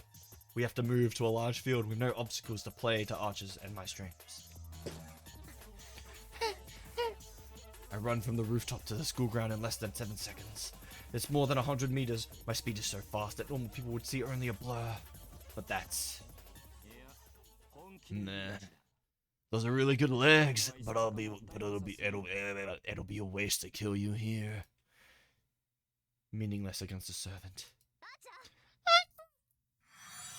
Oh, that was cool. That moment, I step back. Archer steps in front, taking form. A cloudy night. In Archer's hand is a short sword that reflects the weak moonlight. Wow. The man crooks his mouth. That's good. That's the way to go. I don't mind people who are quick on the uptake. A large whirlwind. That's the weapon swung at me on the rooftop. The blood-red crimson lance that tried to mercilessly slaughter me. Servant Lancer. That's right, and your servant is Saber. Or maybe not. Who the hell are you? There's no sign of his previous casual demeanor. In response to Lancer, full of murderous intent, Archer remains silent. The distance between the two is about 5 meters. The weapon in Lancer's hand is about 2 meters. For that man with the bestial smell, I feel like the remaining 3 meters are meaningless. You're not the type to engage in a one-on-one combat, so you must be Archer. Archer doesn't respond to this sneering voice either.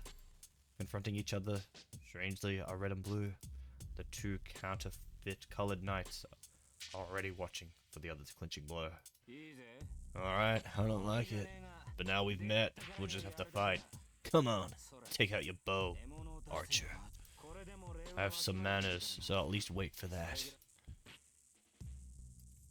Archer does not respond. There's nothing to say to an enemy he must defeat. That steel back of his seems to declare so. That makes me realize... Shit. I'm being stupid. Archer's just waiting for my word. My command. I talk to his back without approaching him. I won't help you. Show me your powers here. Is that a laugh? Wait, no. Was that a laugh? He grins as to answer my words, and the Red Knight dashes forward. Twirling gust of wind. Short sword in hand, the red bullet launches. You fool! What meets him is a blue spear thrust. If the dashing archer is a raging wind, the responding spearhead is a divine wind. Oh shit, it's getting tense. The sword is swung, a swing to deflect the thrust. Archer parries the thrust of the high-speed lance with his short sword. The one in red stops. The enemy did not permit Archer's rush. The enemy doesn't even let him get within 2 meters, the range of the spear. For a long weapon, distance is always preferred. As Lancer has a weapon almost 2 meters long, he only needs to attack when the enemy comes into his range. Thrusting at an approaching enemy is easier than moving out yourself. But even so, Lancer closes the distance himself, and doesn't even allow Archer to move forward. Idiot! A mere bowman challenging a close-range fight. Oh shit, look at this! His temper is like a burning fire. Lancer closes in with each blow with no thought of stopping. With a long weapon, it's suicide to close into an enemy.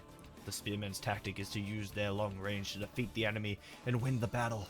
So as Lancer is just advancing unchecked, he doesn't have a chance of winning.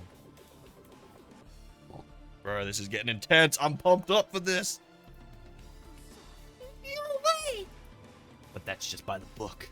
Lance's lance shows no vulnerabilities, with it strikes for the throat, shoulders, forehead, and heart.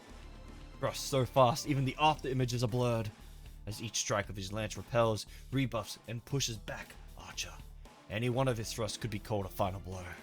But even as a bowman, Archer is a servant. No ordinary attack can be a final blow.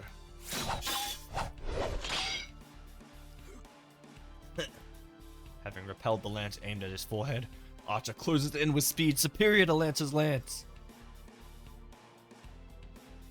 Based on its shape, you might think that the main attack of a lance is a thrust, but the basic strength of a lance is in its swings. This is because a wide swing uses its long range. Wide swing using its long range does not allow the enemy to dodge it by stepping back. A partial retreat does not allow escape, and an attempt to counterattack will only result in a slashed stomach. But simply going forward will end up in a smashed rib from the long shaft of the lance. Archer and Lancer are similarly built. On top of that, it's hard for Archer, with no heavy armor, to step into range of a lance swung like a whirlwind. But thrusts are a different story. A blazing fast thrust, certain to strike you, is certainly scary. But as long as the attacks target a point, there are many ways to avoid it once you see it. As Archer did just then, hitting the shaft with the approaching lance to redirect it slightly creates an opening. It must be because he underestimated a bowman. The advantage of a long weapon is the length and freedom of its range. Once Lancer has discarded these advantages himself, his defeat is...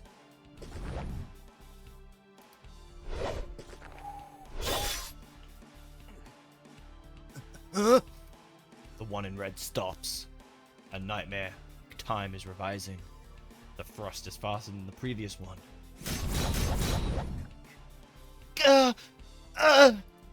Archer tries to parry the blow, but he gets flickered away along with his weapon. There are no openings as Lancer attacks. No, not just that. The thrust increases in speed and power without limit, and it becomes a final blow, even for a servant. We were the ones that underestimated him. For that servant, for Lancer's weapon, there are no general rules about Lancers. Who could ever parry continuous attacks without even space to breathe between them? Archer manages to retreat a bit and parries as a result. The distance between them opens a little. That distance.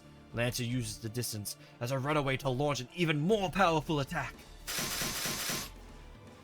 The raging continuous attack is only a repetition of that, but the blows themselves are godlike.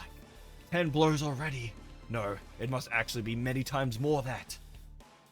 The heavy rain of lances pours, with yet more strength trying to skew Archer to death. It's not fast, but it's just skill.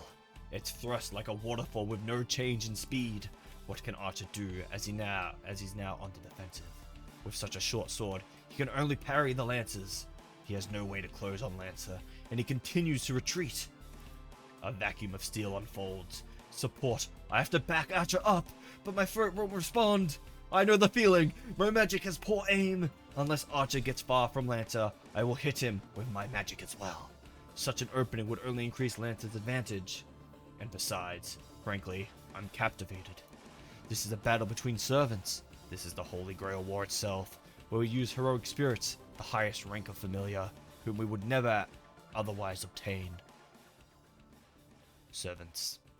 Familiars of the different classes that obey the 7 masters. These are the highest ranked familiars, called heroic spirits, the Holy Grail summons. Sir, it's misleading to call them familiars. Originally, familiars were just beings that ran errands for the magus. Imagine, perhaps, a cat in boots. Or a puss in boots, as one would say. Or a cute white bird.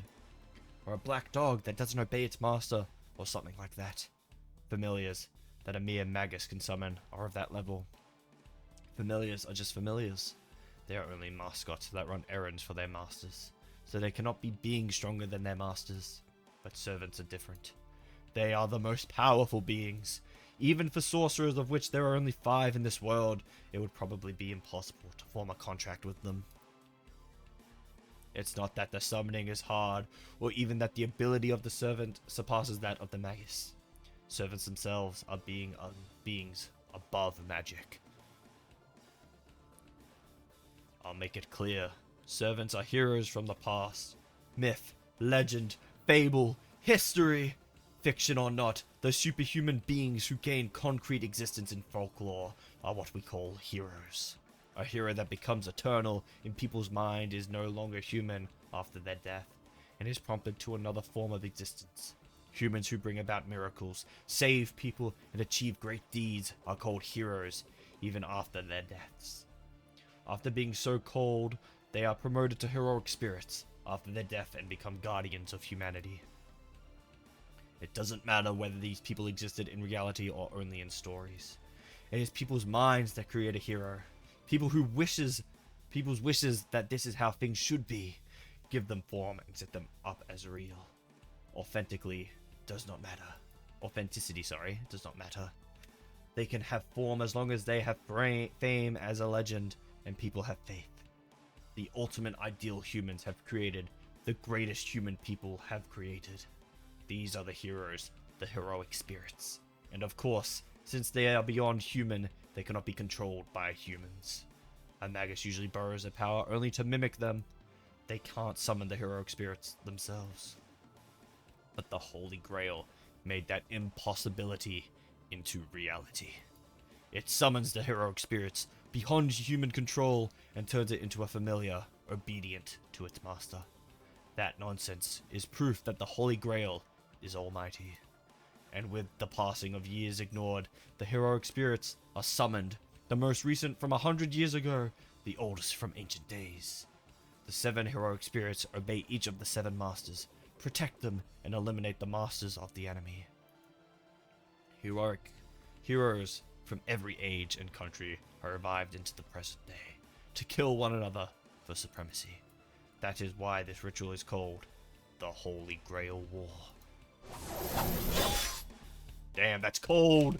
But it seems the Holy Grail has its limits too. Even the Holy Grail cannot indiscriminately call upon the spirit-like beings, just as a form invented by humans is required for the imaginary 6th element known as the devil to take form. The heroic spirits also need a form to live in this world. That form is a temporary name and the way they exist in this world. The Holy Grail has furnished classes so that the heroic spirits may take form more easily, and it only summons the heroic spirits that match these classes. It's like a passport to the present, as it sets up a role as a familiar in advance by allowing the summoned heroic spirit to take on that role. It helps the spirit to take form. If there are 7 masters chosen by the Holy Grail, there are also 7 servants obeying those masters. There are 7 furnished classes: Knight of the Sword, Saber; Knight of the Lance, Lancer; Knight of the Bow, Archer; Mounted Soldier, Rider; Magus, Caster; Silent Killer, Assassin; Mad Warrior, Berserker. Only the heroic spirits with attributes of these classes are summoned to the present to obey the masters and become a servant. That is the servant system, a summoning and contract with a heroic spirit beyond human control to win the miracle beyond human grasps. The ultimate competition, held only on this ground, the one and the only Holy Grail War. Ching, ching, ching, ching, ching, ching. A loud crash. The short sword that deflected Lancer's lance flies from Archer's hand. This is Lancer's technique, a straight thrust that turns into a sweep at Archer's wrist. It was a blow Archer could not avoid, even had he seen it coming. Shit, I need to drink water, my voice is losing. I didn't want to break up that momentum. There is no effective way of parrying a lance with a sword. A strong rebuff only results in a stronger counterattack, and a weak rebuff does not create any openings. The important aspect of the battle between a sword and a lance lies in defeating the enemy when he's at the wrong range. Idiot. There's no hesitation in Lancer. His movement to push Archer back stops. He must intend to end this match in a single instant. The stairs of the family place Lancer and the swordless Archer clash. In that instant, the lance is thrust, just like a flash of light. It can't even be seen. Forehead, neck, and heart. 3 shots are launched, and any one a fatal blow. But the flash, too fast to see, is repelled by a shining blade. In Archer's hand is the short sword again. A sword like before, a Chinese sword like a hatchet. But the biggest difference is... crap. 2 swords! This is getting intense. Pair of swords. In his hands are matched swords, mirror images of each other. A bowman trying to be a swordsman. Lancer's lance flies. Woo! As if to finish Archer off, the lance moves faster and faster.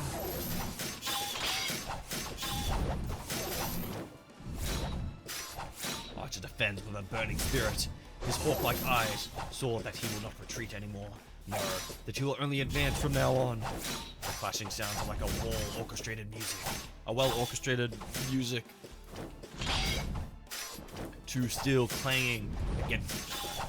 The sparkling clashes increase in rhythm without force. The battle of the two is like a vacuum. It sucks in the air around them. It seems like anything approaching them would be cut to pieces. In reality, it only lasts an instant. But for me, looking on, it seems to have taken an infinitely long time. Lancer tries not to let Archer near him, while Archer advances using his swords as shields. Over 100 blows have been thrown, and Archer loses his sword every time. But it's only for a moment, as Archer has a sword in his hand in the next instant, forcing Lancer to back a little each time. Lancer finally admits his carelessness, that even though he doesn't know who is before him, he will be the loser if he dismisses him as a mere bowman. Damn. The Archer is beating the close combat guy. I feel like it'd probably just be an upscale, if I'm being honest. The pictures of moving side by side, up and down, zoom out and zoom in. It's so good. Like, I love it. I haven't read any visual novels before, so this is like a great first experience, I'd say. The distance widens, probably to recover. Lancer puts a large distance between them. His speed is extraordinary.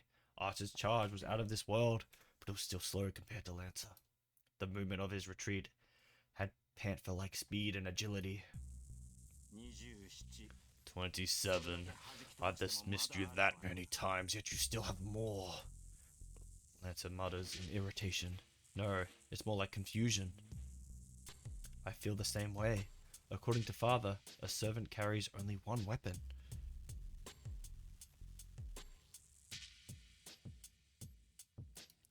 The weapon is filled with magical energy, so it's not something that can be created one after another like Archer was just doing. Servants are heroes that sublimate their spirits after death, equaling the holy spirits. To put it another way, they are like devils or angels. They are powerful familiars on their own, but their most powerful weapon is the proof of heroism, a magical item called their noble phantasm. A noble phantasm is a weapon or armor that servants used when they were a hero, and is treated as a last resort. The noble phantasm is the one and only weapon for a servant. This is because the noble phantasm is an ultimate weapon without equal. The lance that Lancer is using will show its power as a noble phantasm when Lancer deems it necessary. A noble phantasm is an impressive weapon by itself, but its true ability is to release all its power using its true name. Heroes' weapons which rule over all others and which have killed dragons and gods. Servants activate their noble phantasm using their magical energy. It's much like magic. Servants recreate the destruction in legend using their noble phantasm as a catalyst. Noble phantasms are never disposable. The swords that Archer brought out must be excellent, but they cannot be his noble phantasm. He is the servant Archer, so the noble phantasm he conceals must be a bow. What's wrong, Lancer? It's not like you just to stand there and watch. Where's the energy you had just now? You're talking crap, you cheater! Lancer's irritation is understandable. Even though Lancer fought as a spearman, Archer fended him off as a swordsman. Which means Archer hasn't shown any of his ability. Dude, how powerful is Archer, bro? A bowsman using swords as shields. Truly the Archer class is made up by Archer. Bro, like, this is crazy. So it's natural for Lancer to feel ghastly. Alright then. I'll ask you, what hero are you? I've never heard of a bowman using two swords. On the other hand, it's easy to tell who you are. It's said that only the fastest heroes are chosen as the Lancer, but you surpass even that. There aren't 3 Lancers in this world at your level, and on top of that, there's only one with such beast-like agility. Oh, well said, Archer. At that instant, his vast, murderous intent makes me forget to breathe. That's a cold shot right there. Lancer's arms move. This is different from before. The stance, free from contempt. The spearhead is lowered as if to strike the ground, and only his stare pierces Archer. In that case, you shall face my finishing blow. I won't stop you. You're an enemy I'll have to defeat sooner or later.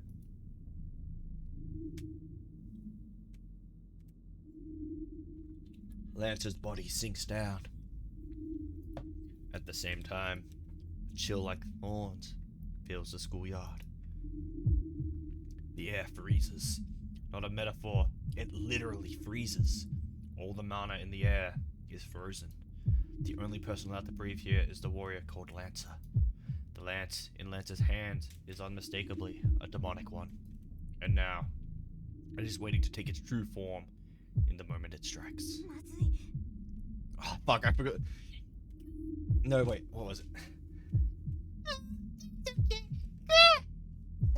I forgot the voice. It's been so long since I've had to use it.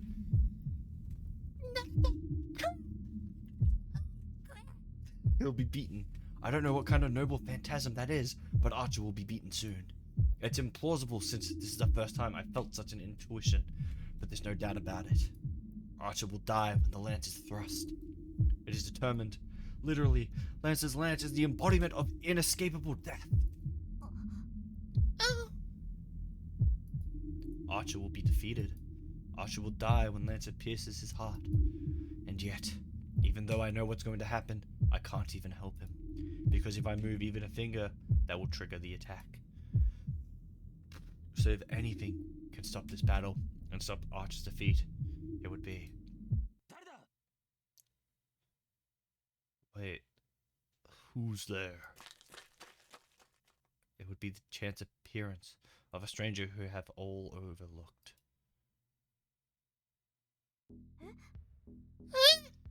What's going on? The ghastly air coming from Lancer disappears. The sound of fleeing footsteps. The figure is definitely wearing a school uniform. A student? Someone was still here? It seems so. He did save our lives, though. Archer says calmly. Well, we were certainly saved, but... My mistake! I didn't notice my surroundings because I was preoccupied with Lancer. Hey, Archer! What are you doing? Can't you see I'm resting since I'm free now? That guy was gonna kill me. I nearly died. You can't do that! What about Lancer? He went after that guy. He saw us, so Lancer probably went to eliminate him. For an instant, my thoughts stopped.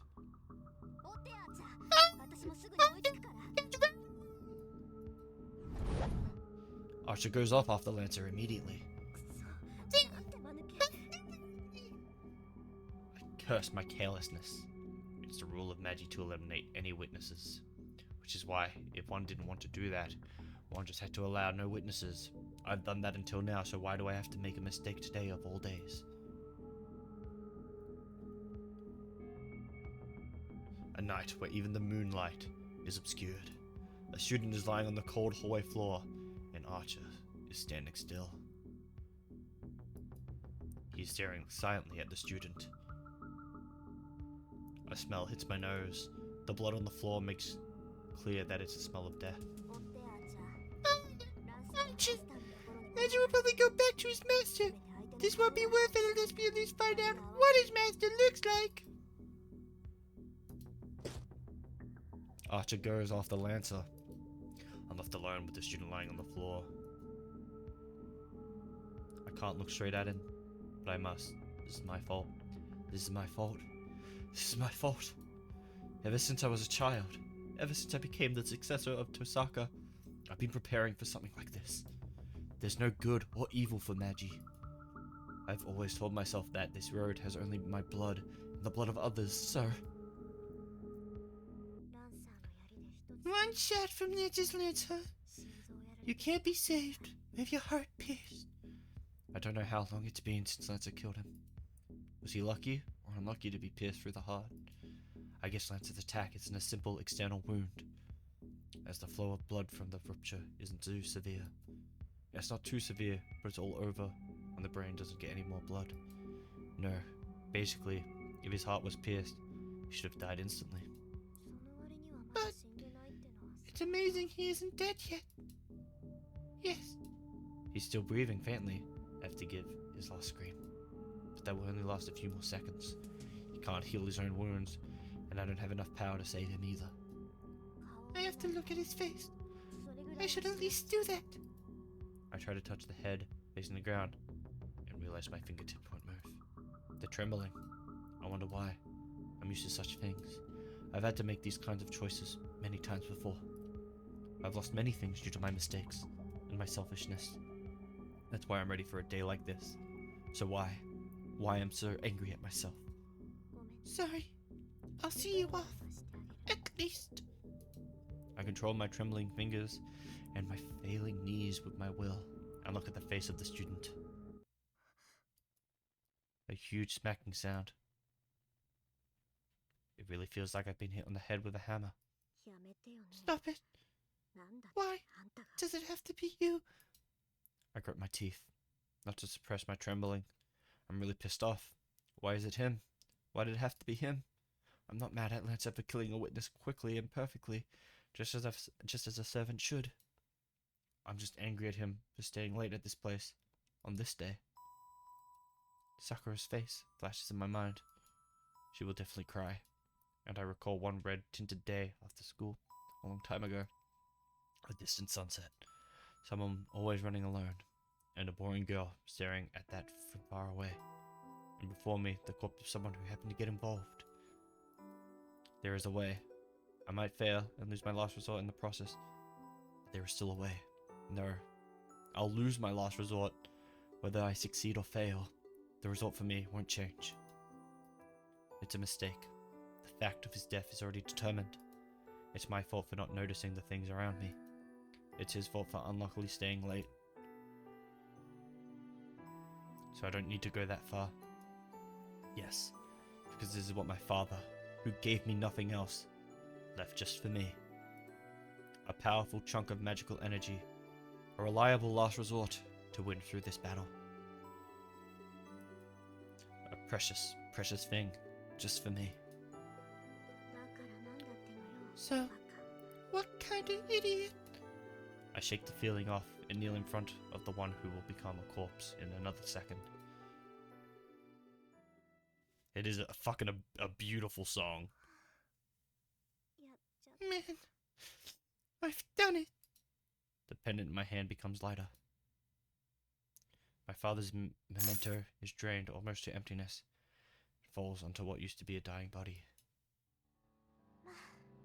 Well, it can't be helped. Yes, it can't be helped. I didn't have the power or skills to revive someone with a damaged heart, damaged blood vessels, and on the verge of brain death on top of that. That's why I had to make up for my lack of skill with this powerful object. It's lucky he was still breathing. If he wasn't completely dead, no amount of magical energy could have revived him. But since he was still alive, I just did what I could, ended up saving his life. It would have been awful if I failed, but since I succeeded, I guess it's alright. I felt the fear. To be honest, this wasn't such a bad experience. Yeah! I'm just laughing. Let's go! What's done is done! I have to head back before he wakes up! Hooray! Yeah, there's no need for me to stay here any longer. Archer should be following Lancer, so I should go home by myself. Wait, who was it? Who was it? On my way back, I remember I left the pendant at school, just a pendant now. The magical energy has been drained out of it. Oh well.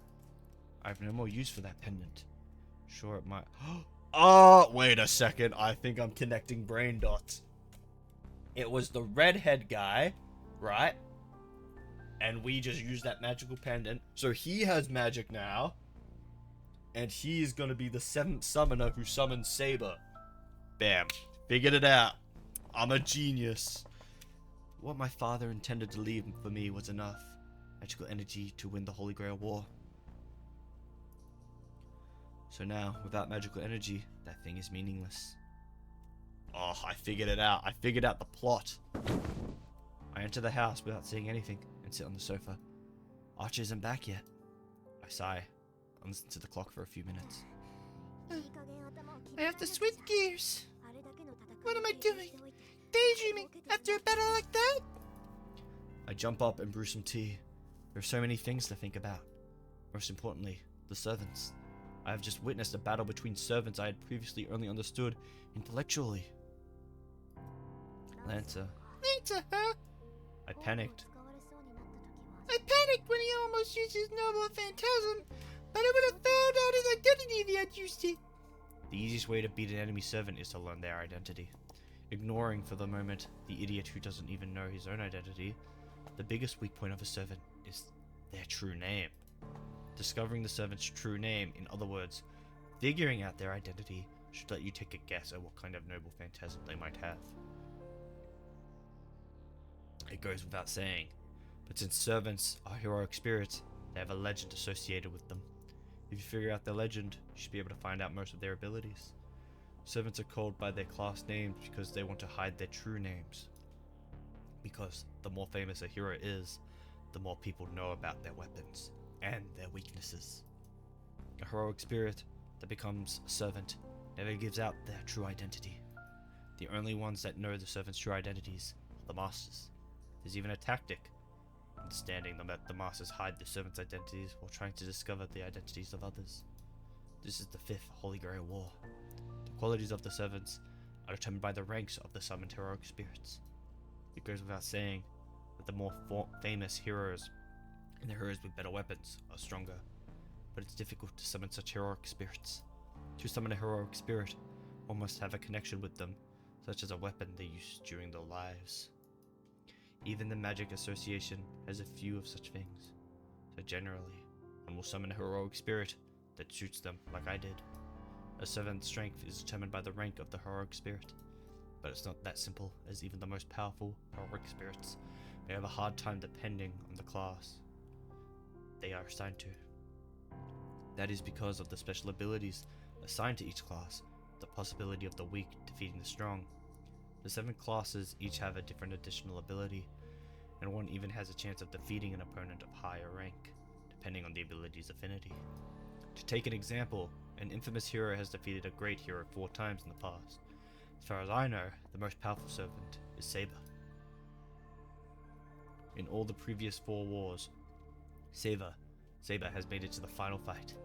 It is said that the 3 classes Saber, Lancer, and Archer have strong magic resistance. To put it simply, magic is pretty much useless against them. It's because they are fighters who fought through the age of myths when magics were used widely. Magics that Magi use now would probably dissipate just by touching them. Anyways, that's why these 3 classes are considered the basic and the best. Another that's worthy of mention is the Servant Berserker. The heroic spirit summoned into the class loses their sanity. Just as the name implies, they become a mad warrior puppet of their master. The benefit from this is strengthening of their power, far exceeding the powers they had when they were alive. However, the more powerful a servant becomes, the greater the burden it poses on the master. In the past, masters who summoned berserkers couldn't control their rampaging servants, destroyed themselves by running out of magical energy. No exceptions. The winners and losers of the Holy Grail War are largely determined by the abilities of the servants. Well, I expect there are ways to win it by the master's efforts, but it's basically a fight between the servants. That is why a master should be very careful when summoning a servant. Ugh! I silently consider the plans we should make from now on. The clock fixed already strikes 11 while I do so, and Archer comes home. Welcome back! How'd it go? I'm sorry. I failed. There must be one cautious master. At the very least, Lancer's master is not on this side of town. As I expected. Lancer was alone, and it seems the master isn't the type to show up for battles personally. I see. Well, I guess it won't be easy. Yes, there's no way everything will go as I might hope, so it can't be helped. Let's consider what happened tonight as a tuition fee for the lessons learned. You seem down, Master. Where are your high spirits? Don't tell me you got scared by that one fight. If you so order, I'm ready to go battle Lancer again, right now. Archer protests silently that we should do so. I see. I guess I look depressed. Of course not! I'm saying it only because I don't want to do anything pointless! Anything pointless? Well, all the masters aren't present yet, right?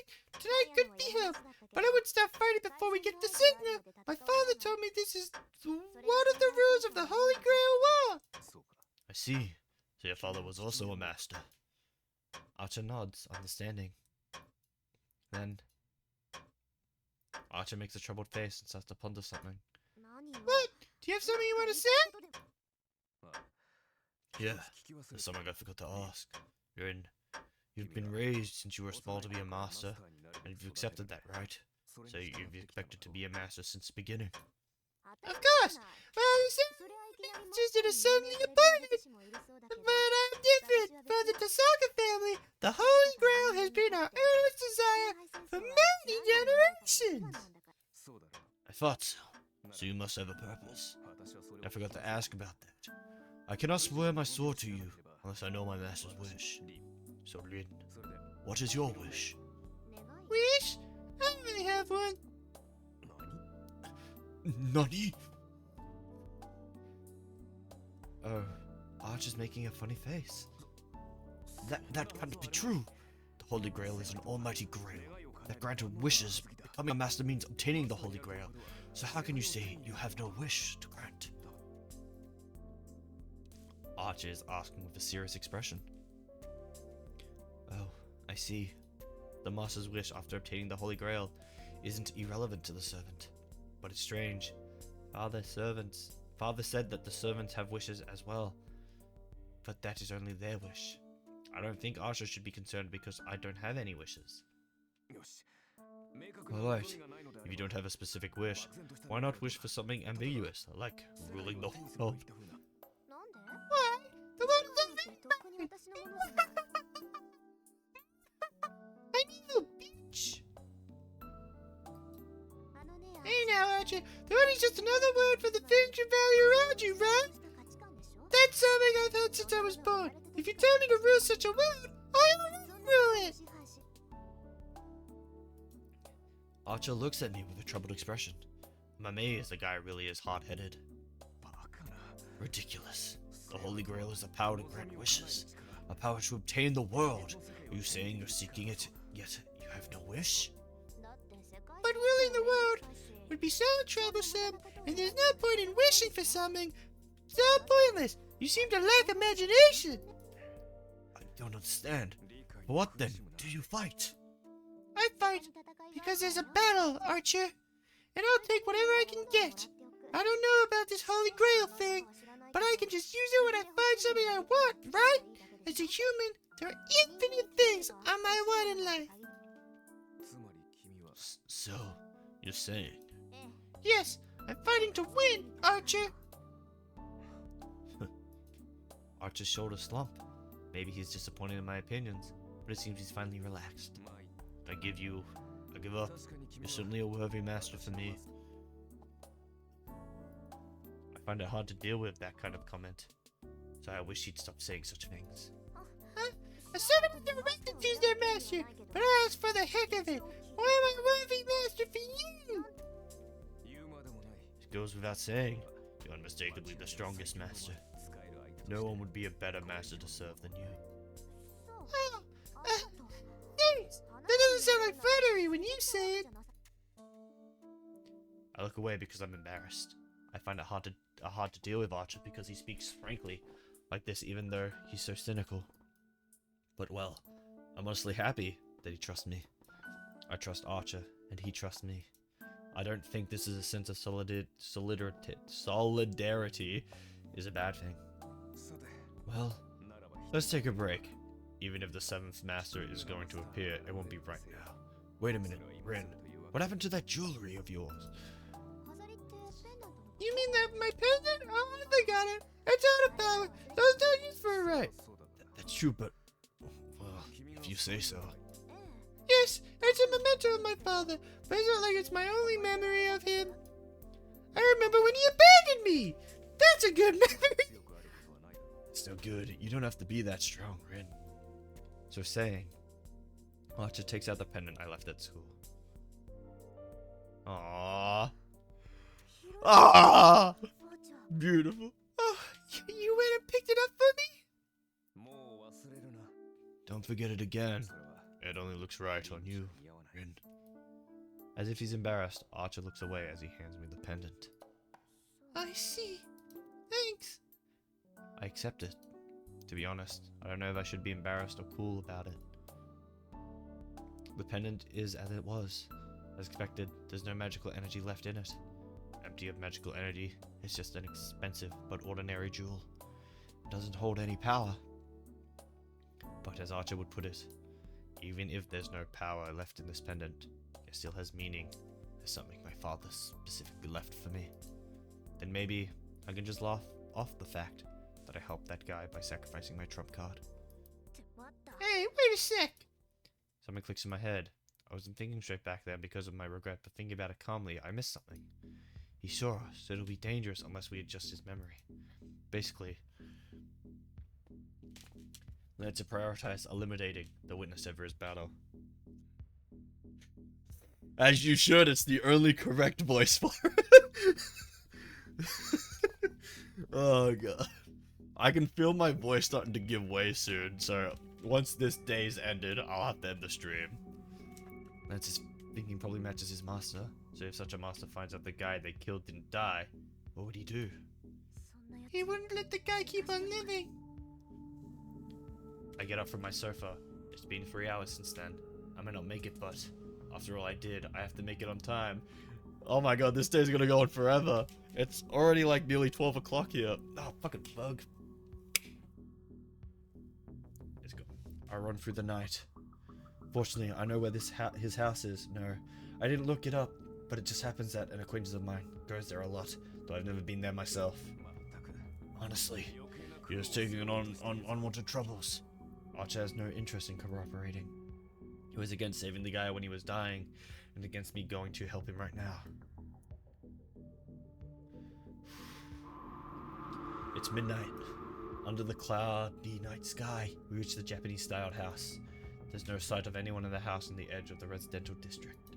There aren't many houses around it, and there's no one to come and help if something happens here. My breath is white. A wind starts to pick up. It must be quite strong as the clouds start to drift fast. The supposedly warm wind of Yuki sends chills down my spine, making me tremble.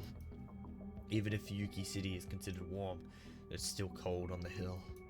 The air around here is frozen. I strain my ears in the cold atmosphere. In the frozen feeling, I feel a small sense of an enemy.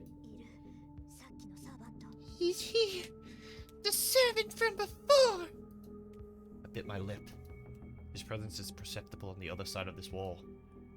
Lancer is in the house already, and about to kill the same guy again, who has just come home without a clue as to what happened. I'll just have to jump in and beat him. I'll worry about what comes next when it happens. Just as I'm about to command Archer to go in. It was the red guy, he just summoned Saber! A bright white light, like a fallen sun, comes from within the house. The presence is eclipsed by another presence. The wave of power of the servant Lancer is consumed by an even larger wave. The instantaneous explosion of either gives the spiritual being a body summoned to overpower Lancer. No way! I can only mutter, but it's true. To prove it, Lancer jumps over the wall and leaps away, as if fleeing from this place. Hey, Archer, is another one of your hypothetical scenarios? I don't know. But this makes 7. All the masters are here now, Rin. Fucking mosquitoes. Got it. Archer answers calmly. I've lost my normal judgment. That's why I didn't even consider the obvious event that would follow. The wind blows strongly. Clouds cover the sky like an umbrella. The unlit suburbs are enclosed by darkness. And the servant jumps over the wall, coming down like a demonic bird. Archer has reacted already, but I couldn't react. That was my mistake. The battle ended with a small opening, not lasting even a second. It might have been only a second for me. For that servant, it was an opening that couldn't be ignored. A sword rushes for me.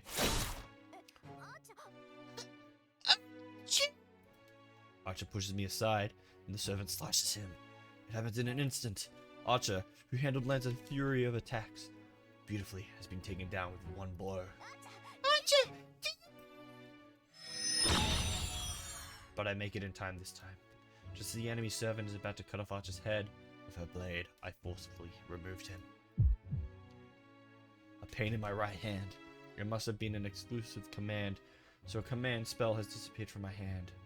Oh shit! She only has one command left! Rather than having Archer die, I prefer to lose one of 2 command spells. Giving no consideration to Archer's disappearance, the servant attacks me.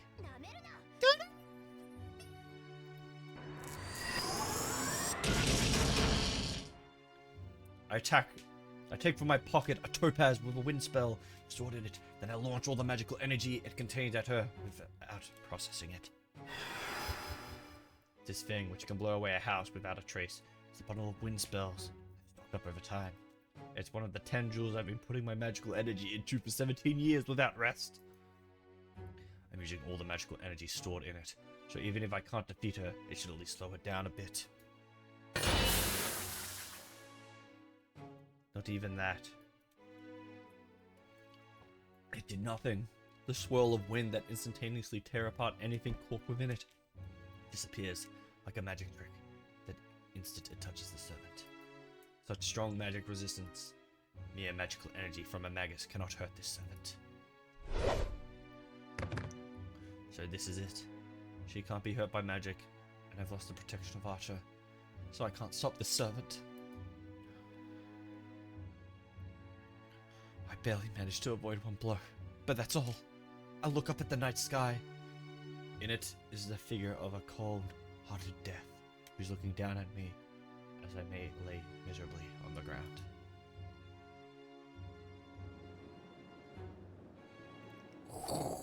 That's cold.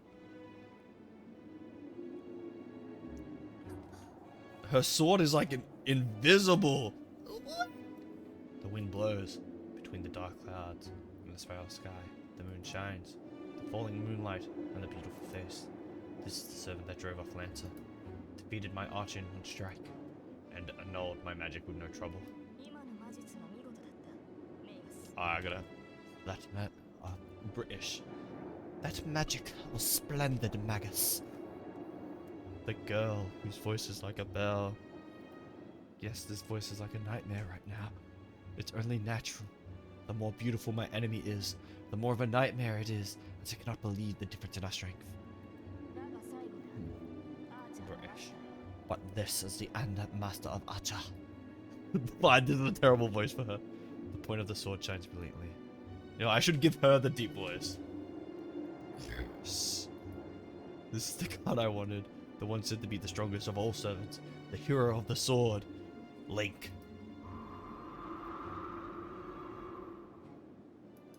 I look up at the moon, accepting my death. There's no time for me to flee or plead for my life. I will die here. And Tosaka Rin's Holy Grail War will end on the 3rd day. There is only one disgrace and regret, and I will probably vanish bearing a grudge against my enemy. But still, I don't feel anything. Something must really be wrong with me. Even though I'm going to be killed in an instant, I adore her again. She is fucking gorgeous. That's right. If you ask for regrets, that's it. But I guess it can't be helped. Because she's the most powerful servant. Because her figure is just so heartless, so infinitely valiant, and so beautiful.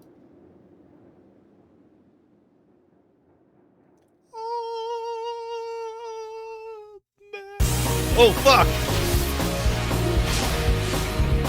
Wow, was that the prologue?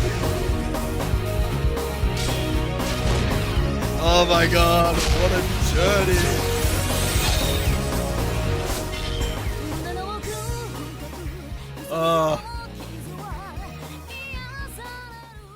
Oh my god.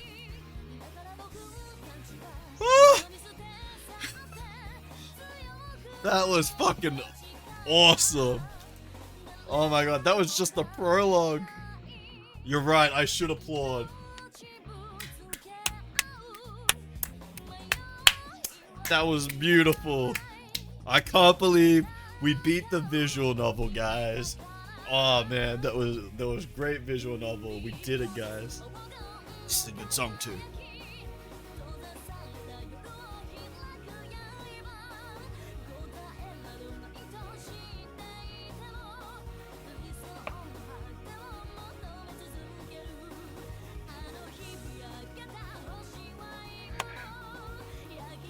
This is the ending theme of the stream. God, I love Saber. She's so cool, but I love Archer too. I don't want Archer to lose. Reach up to the light. Grab it. Woo! Yeah! Ah. What? Wait, what? Wait a second.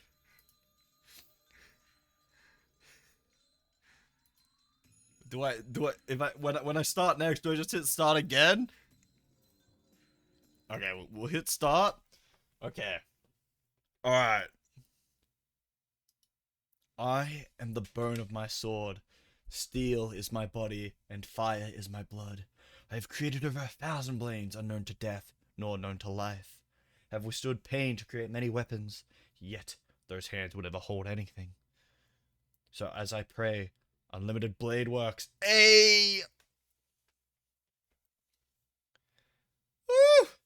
Oh. Okay. I'm gonna save it here. Next time. Save. Alright. Click relations. What? Relations? What the hell? Damn. What the fuck is this?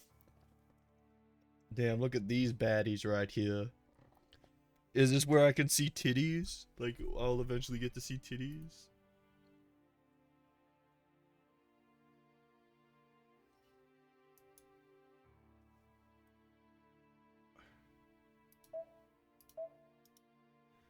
Beautiful. That was fucking awesome. Whew! What's in the extras? Gallery? Oh, that's cool. Ah. So these are all the, like, stills we get to see. That's sick. Movie? Ah, okay.